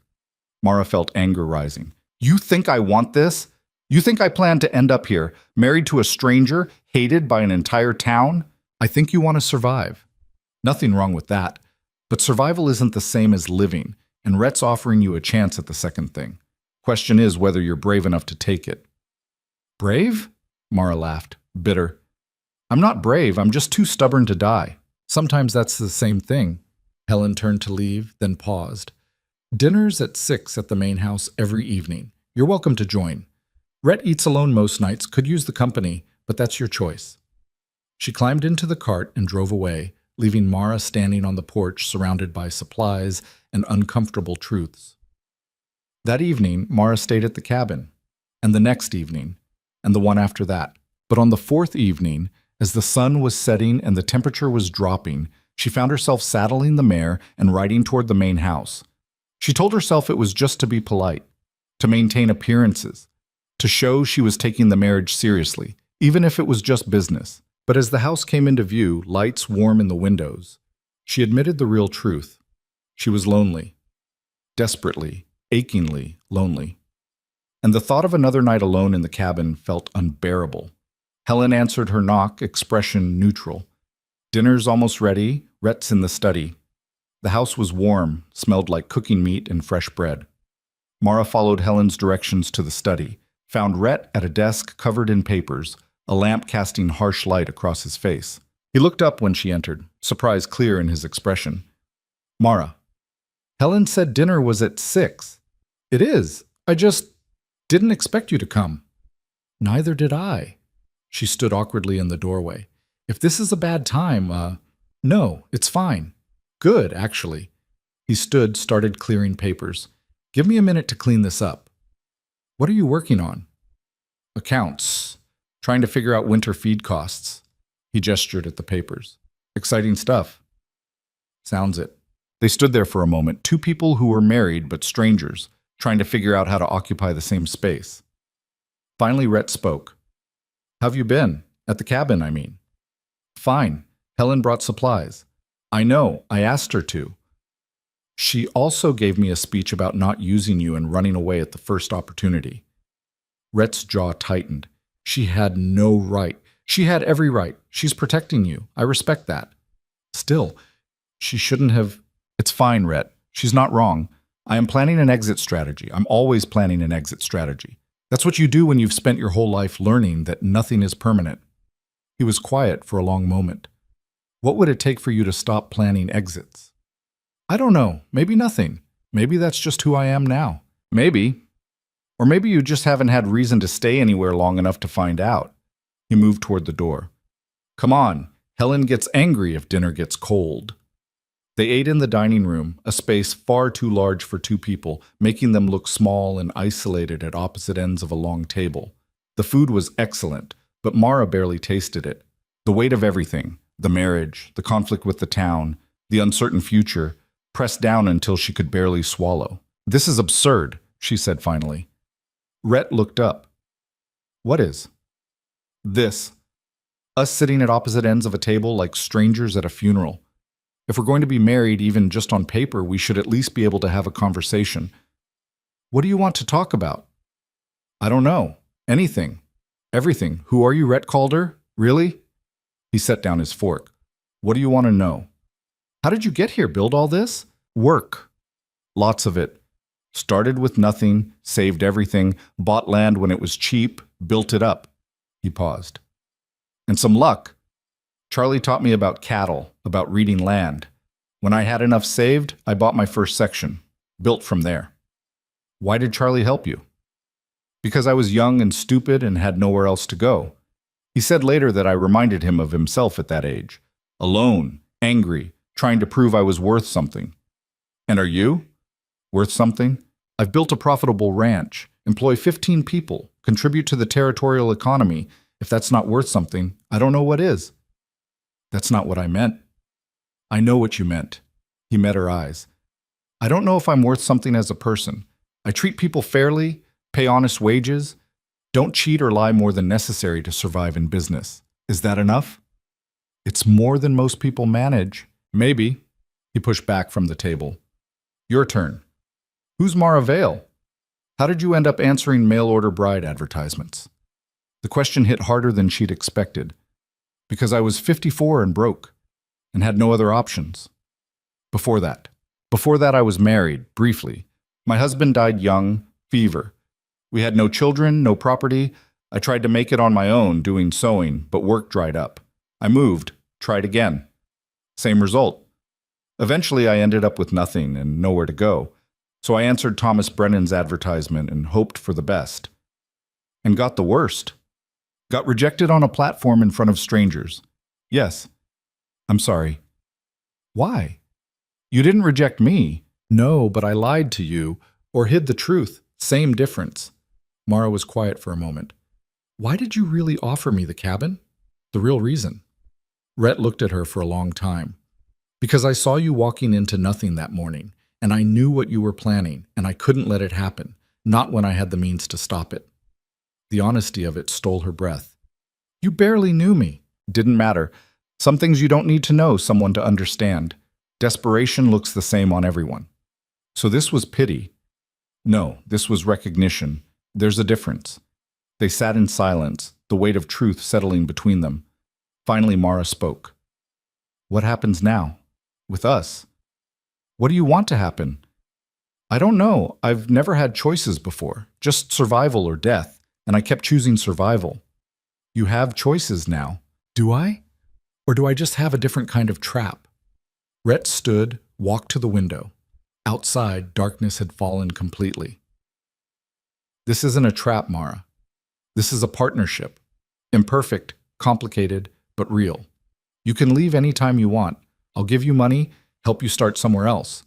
But if you stay, I need you to actually be here. Not just physically, but present, engaged, part of this life we're building. I don't know how to do that. Neither do I. So we'll figure it out together. He turned to face her. But I need to know, are you staying because you want to, or because you don't see another option? It was the question Helen had asked in different words. The question Mara had been avoiding since the moment she said, I do, in that county office. I don't know, she said finally. Ask me again in a month. Maybe I'll have an answer. Fair enough. He moved toward the door. I have work to finish. Stay as long as you want. Your room upstairs is ready if you don't want to ride back to the cabin tonight. After he left, Mara sat alone in the too large dining room and tried to understand what she'd just committed to. Not just a marriage, not just survival. Something harder and more terrifying, the possibility of actually building a life. She wasn't sure she remembered how to do that. Wasn't sure she had the strength left to try. But she was still here, still fighting, and maybe, just maybe, that was enough to start with. Mara stayed that night in the guest room at the main house. And the next night. And the one after that. It wasn't a conscious decision so much as a gradual surrender to the fact that the cabin, for all its appeal, was brutally cold as autumn deepened into early winter. The main house had fires in multiple rooms, thick walls that held heat, and Helen's cooking. Practical reasons, she told herself, nothing more. But on the fourth morning, she came downstairs to find Rhett already at breakfast, reading a territorial newspaper someone had brought from the county seat. He looked up when she entered, and something in his expression shifted. Sleep all right? Better than I have in months. She poured coffee, sat across from him. Your house is warmer than the cabin. That's why I built it. He folded the paper. Helen mentioned you've been working on the mending, said you've finished everything I brought you, and more besides. I found more work in one of the storage rooms. Old clothes, worn blankets. Seemed wasteful to leave them. That storage room hasn't been touched in years. How'd you even find it? I was exploring. The house is large. I got curious. He studied her. You plan on staying here permanently, or is this temporary? The question should have made her defensive. Instead, she found herself considering it honestly. I don't know yet. The cabin feels like mine, but this house is more practical for winter. You could have both. Stay here during cold months, cabin when weather's better. That seems excessive. It seems practical. You just said as much yourself. Mara sipped her coffee, buying time. Rhett, what are we doing? Really? Having breakfast. You know what I mean. He set down his cup. I think we're figuring out how to exist in the same space without killing each other. So far, we're succeeding. That's a low bar. Start low, build up. That's how you construct anything that lasts. Helen came in with fresh biscuits, set them on the table without comment, and left. The woman had a gift for appearing and disappearing at precisely the right moments. I've been thinking, Mara said slowly, about what you said. Partnership, not charity. If that's true, I need actual work, not just mending old clothes. What kind of work? I don't know, something that contributes, that earns my keep. Rhett leaned back in his chair. The ranch operates on supply orders. Feed, equipment, tools. Currently, I manage all of it myself, along with accounts and payroll. It's getting to be too much. If you can read, write, and handle arithmetic, I could use help with the business side. I can do all three. Then you're hired, officially. Salary, same as I'd pay any clerk. I'm your wife. You don't have to pay me. That's exactly why I do have to pay you. Partnership means equal footing, and equal footing means you're compensated for work. His voice was firm. Besides, if this marriage dissolves, you'll need money of your own. This way you build savings regardless of what happens between us. The practicality of it caught her off guard. Most men would have assumed control of their wife's labor. Rhett was offering her independence within the structure they'd built. All right, she said. When do I start? After breakfast. I'll show you the ledgers.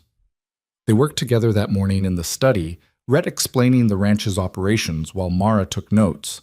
The scope of his holdings surprised her, not just cattle, but investments in mining operations, partial ownership of a freight company, land scattered across 3 counties. "You're not just rich," she said, reviewing the accounts. "You're very rich." "I prefer financially stable." "That's not what these numbers say." "Fine, I'm wealthy. Does that change anything?" She thought about it. "It means you had even more to lose by marrying me. The council could have made your business life difficult. Still could. They can try. But money gives you options, and I've got enough to outlast their petty grudges." He pointed to a column of figures. "See this? Annual revenue from cattle sales. And this is operating costs. The difference is profit, which gets reinvested or saved." Mara studied the numbers. "Your profit margin is smaller than it should be." "What?" "These operating costs. You're overpaying for feed by about 15%, and these equipment purchases, you could get the same quality for less if you went through different suppliers." Rhett stared at her.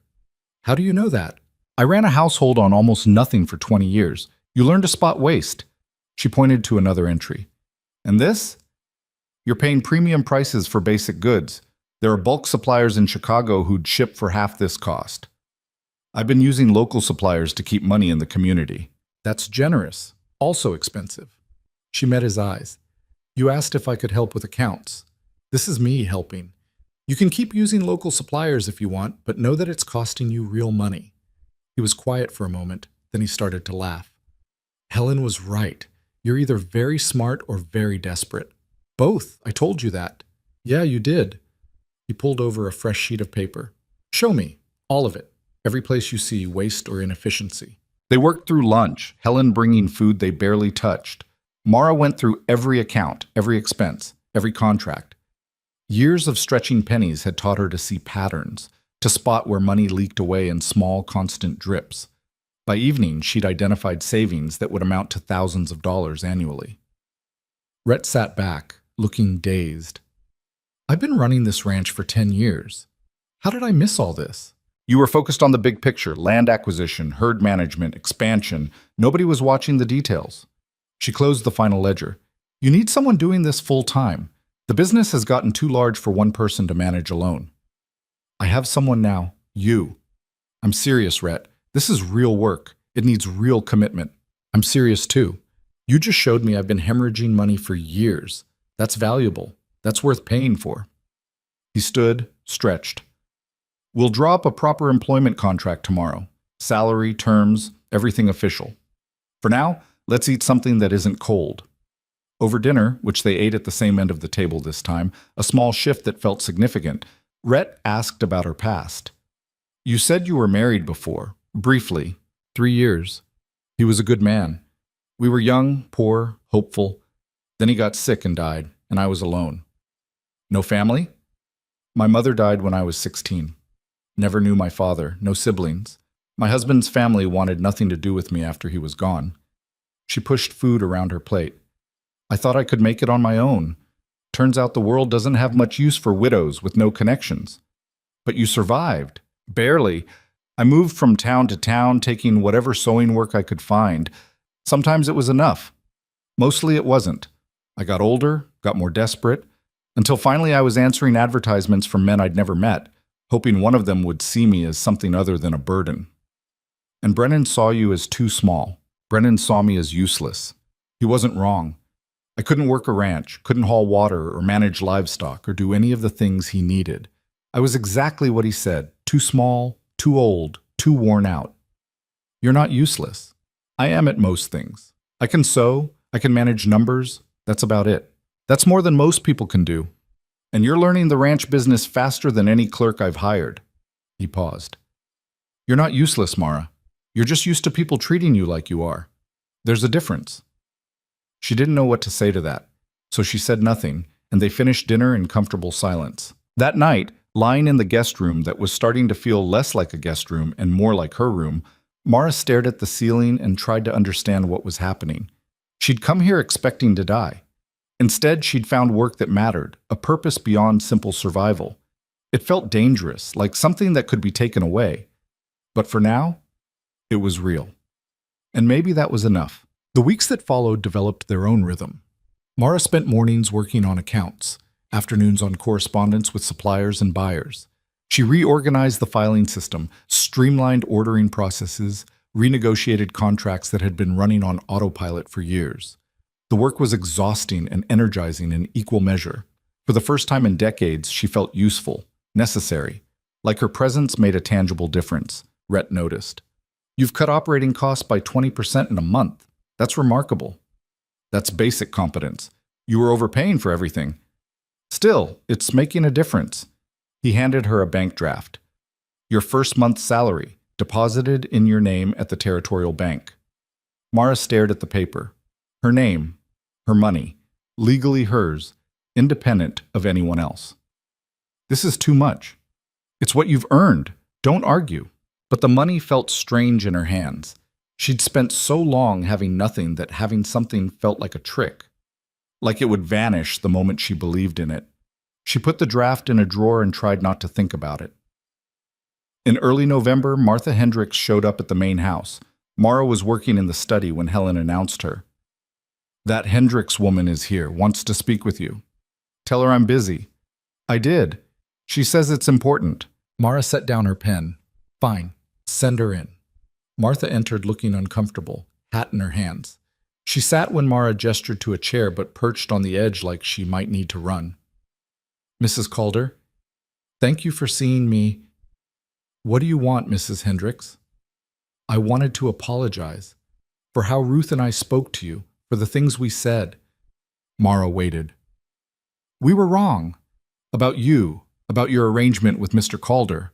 We judged without knowing, and that was unkind. Yes, it was. Martha twisted her hat. The thing is, my Ruth is engaged now, to a ranch hand from the Brennan place. We need someone who can do alterations on her wedding dress. The seamstress in town is terrible, and I heard you're skilled with sewing. So that was it. Not a real apology, a transaction. You want me to alter your daughter's wedding dress? I'd pay, of course, fair price. No. Martha looked up, startled. No? You came here to ask a favor from someone you treated like dirt. Someone you told to leave town. Someone you and your daughter called immoral and indecent. And you thought I'd just forget all that because you need something? Mrs. Calder, please, I said no. Find someone else. There is no one else. The nearest skilled seamstress is 2 days' ride away and we don't have time. That sounds like your problem, not mine. Martha stood, face red. I came here to apologize. You came here because you need something. There's a difference.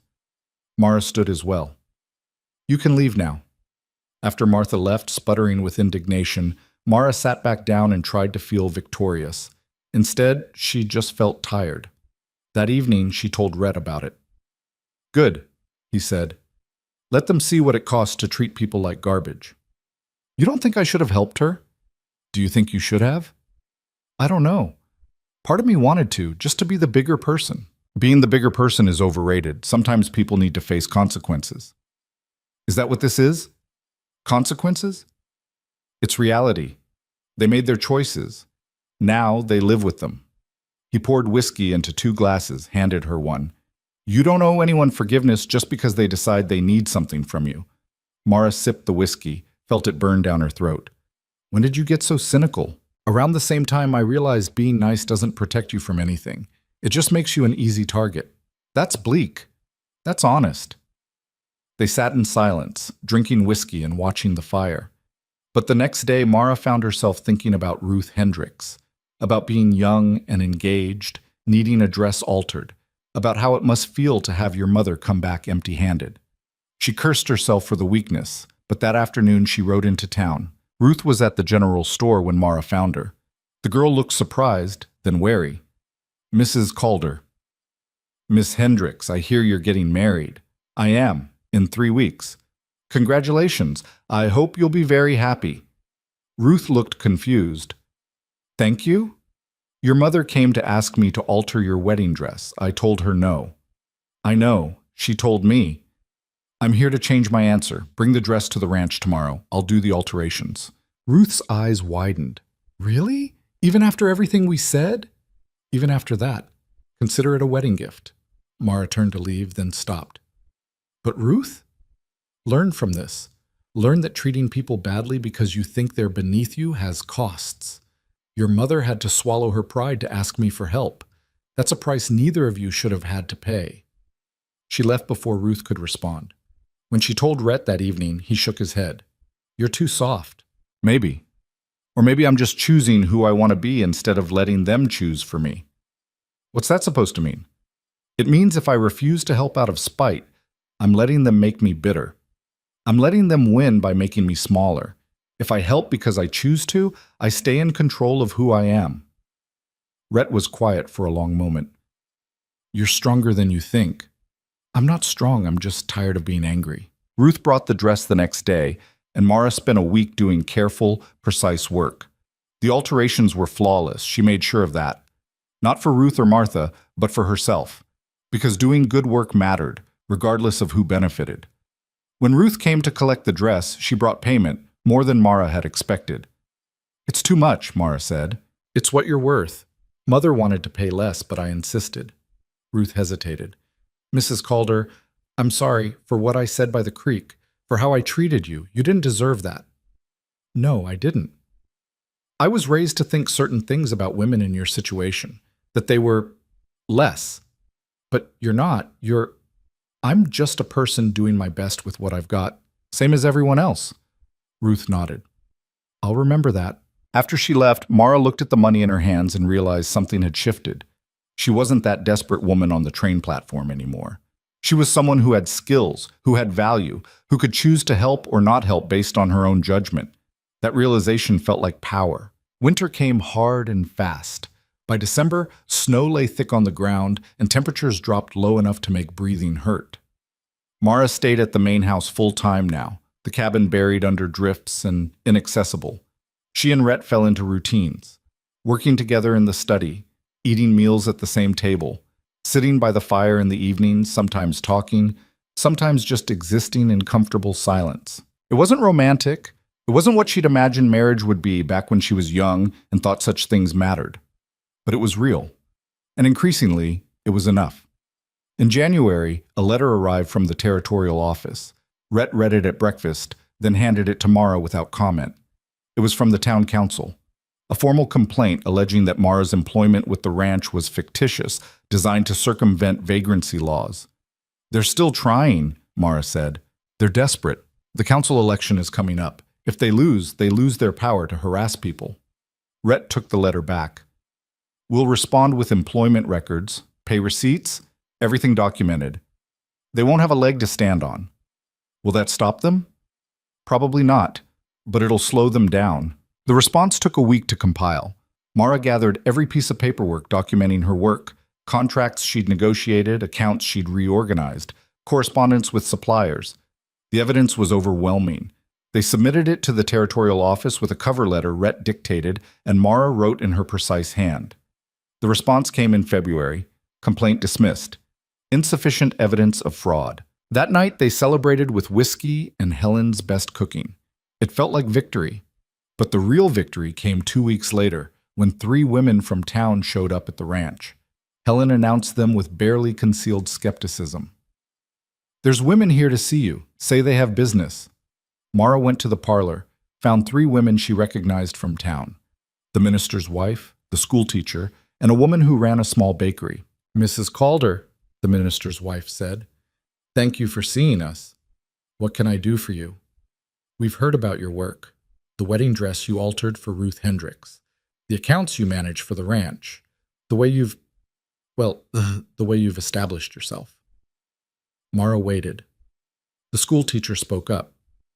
We're starting a women's cooperative for sewing, baking, teaching, a way for women to earn independent income. We'd like you to join us. It was so unexpected that Mara couldn't process it for a moment.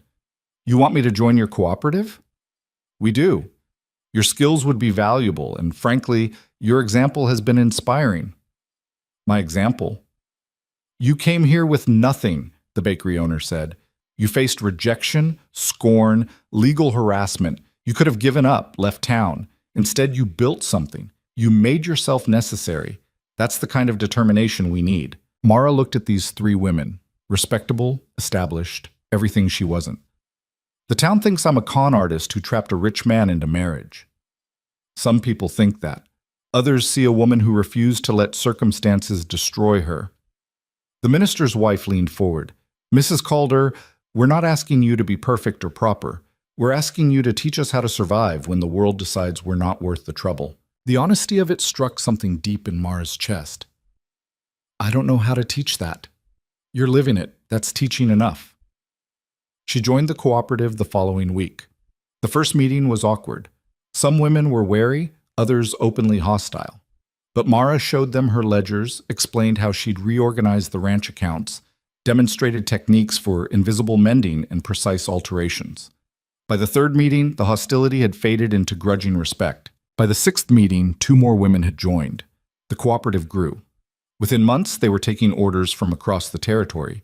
Custom sewing, baked goods for special occasions, tutoring for children whose families lived too far from town for regular schooling.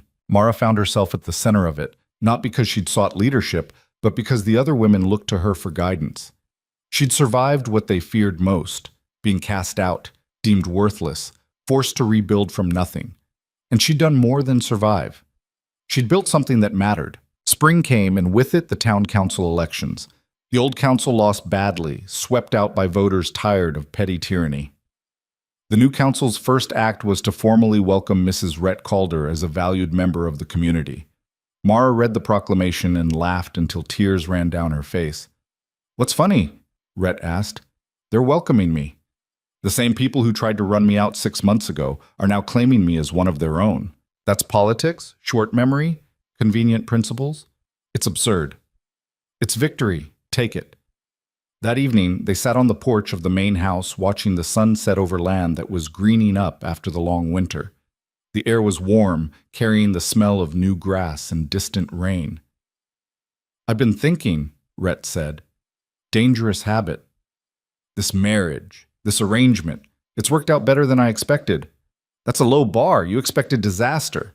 I expected functional coexistence. We got something better." Mara looked at him. "What are you saying?" "I'm saying maybe we should make this permanent. Not just legal, but real." Her stomach tightened. Define real. Partnership. Not just business, but actual partnership. Building a life together instead of just coexisting in the same space. We already do that. We do it while pretending it's temporary. I'm suggesting we stop pretending. Mara was quiet for a long time. "You know I'm never going to be what people expect. I'm too old, too worn down, too broken in too many ways. I don't want what people expect. I want what works. And this," he gestured between them, "this works. Even though I still plan exit strategies, even though that, everyone should have exit strategies. It's smart planning. Even though I'm not in love with you, even though that, love is overrated. Respect, partnership, shared purpose, those matter more."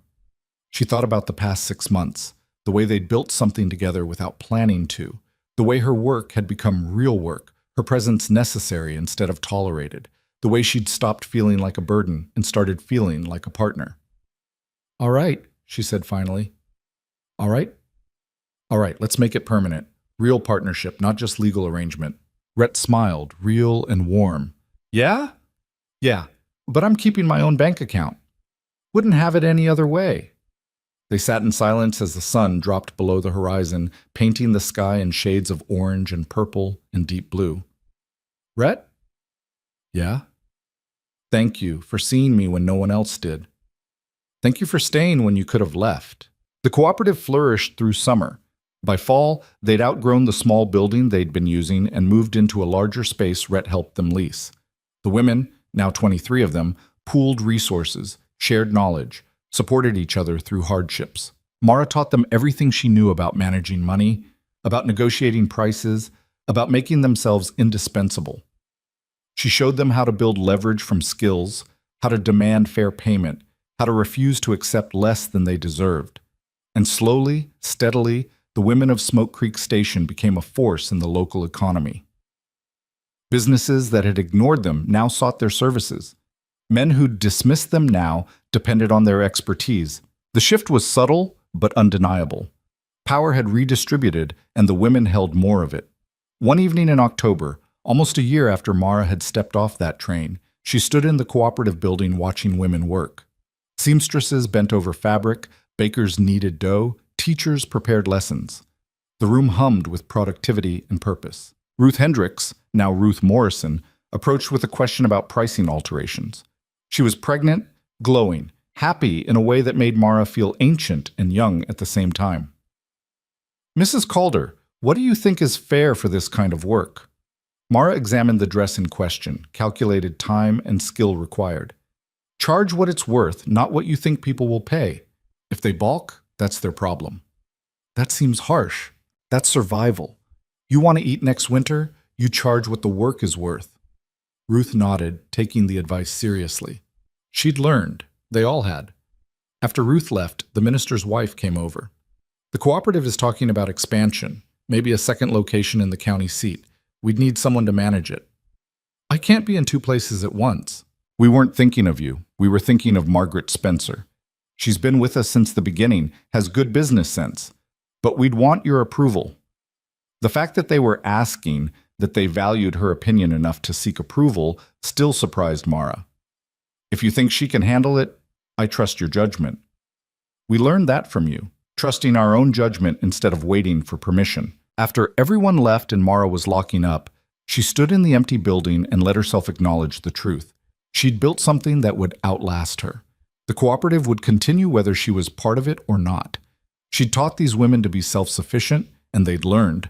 That felt like legacy, like the opposite of useless.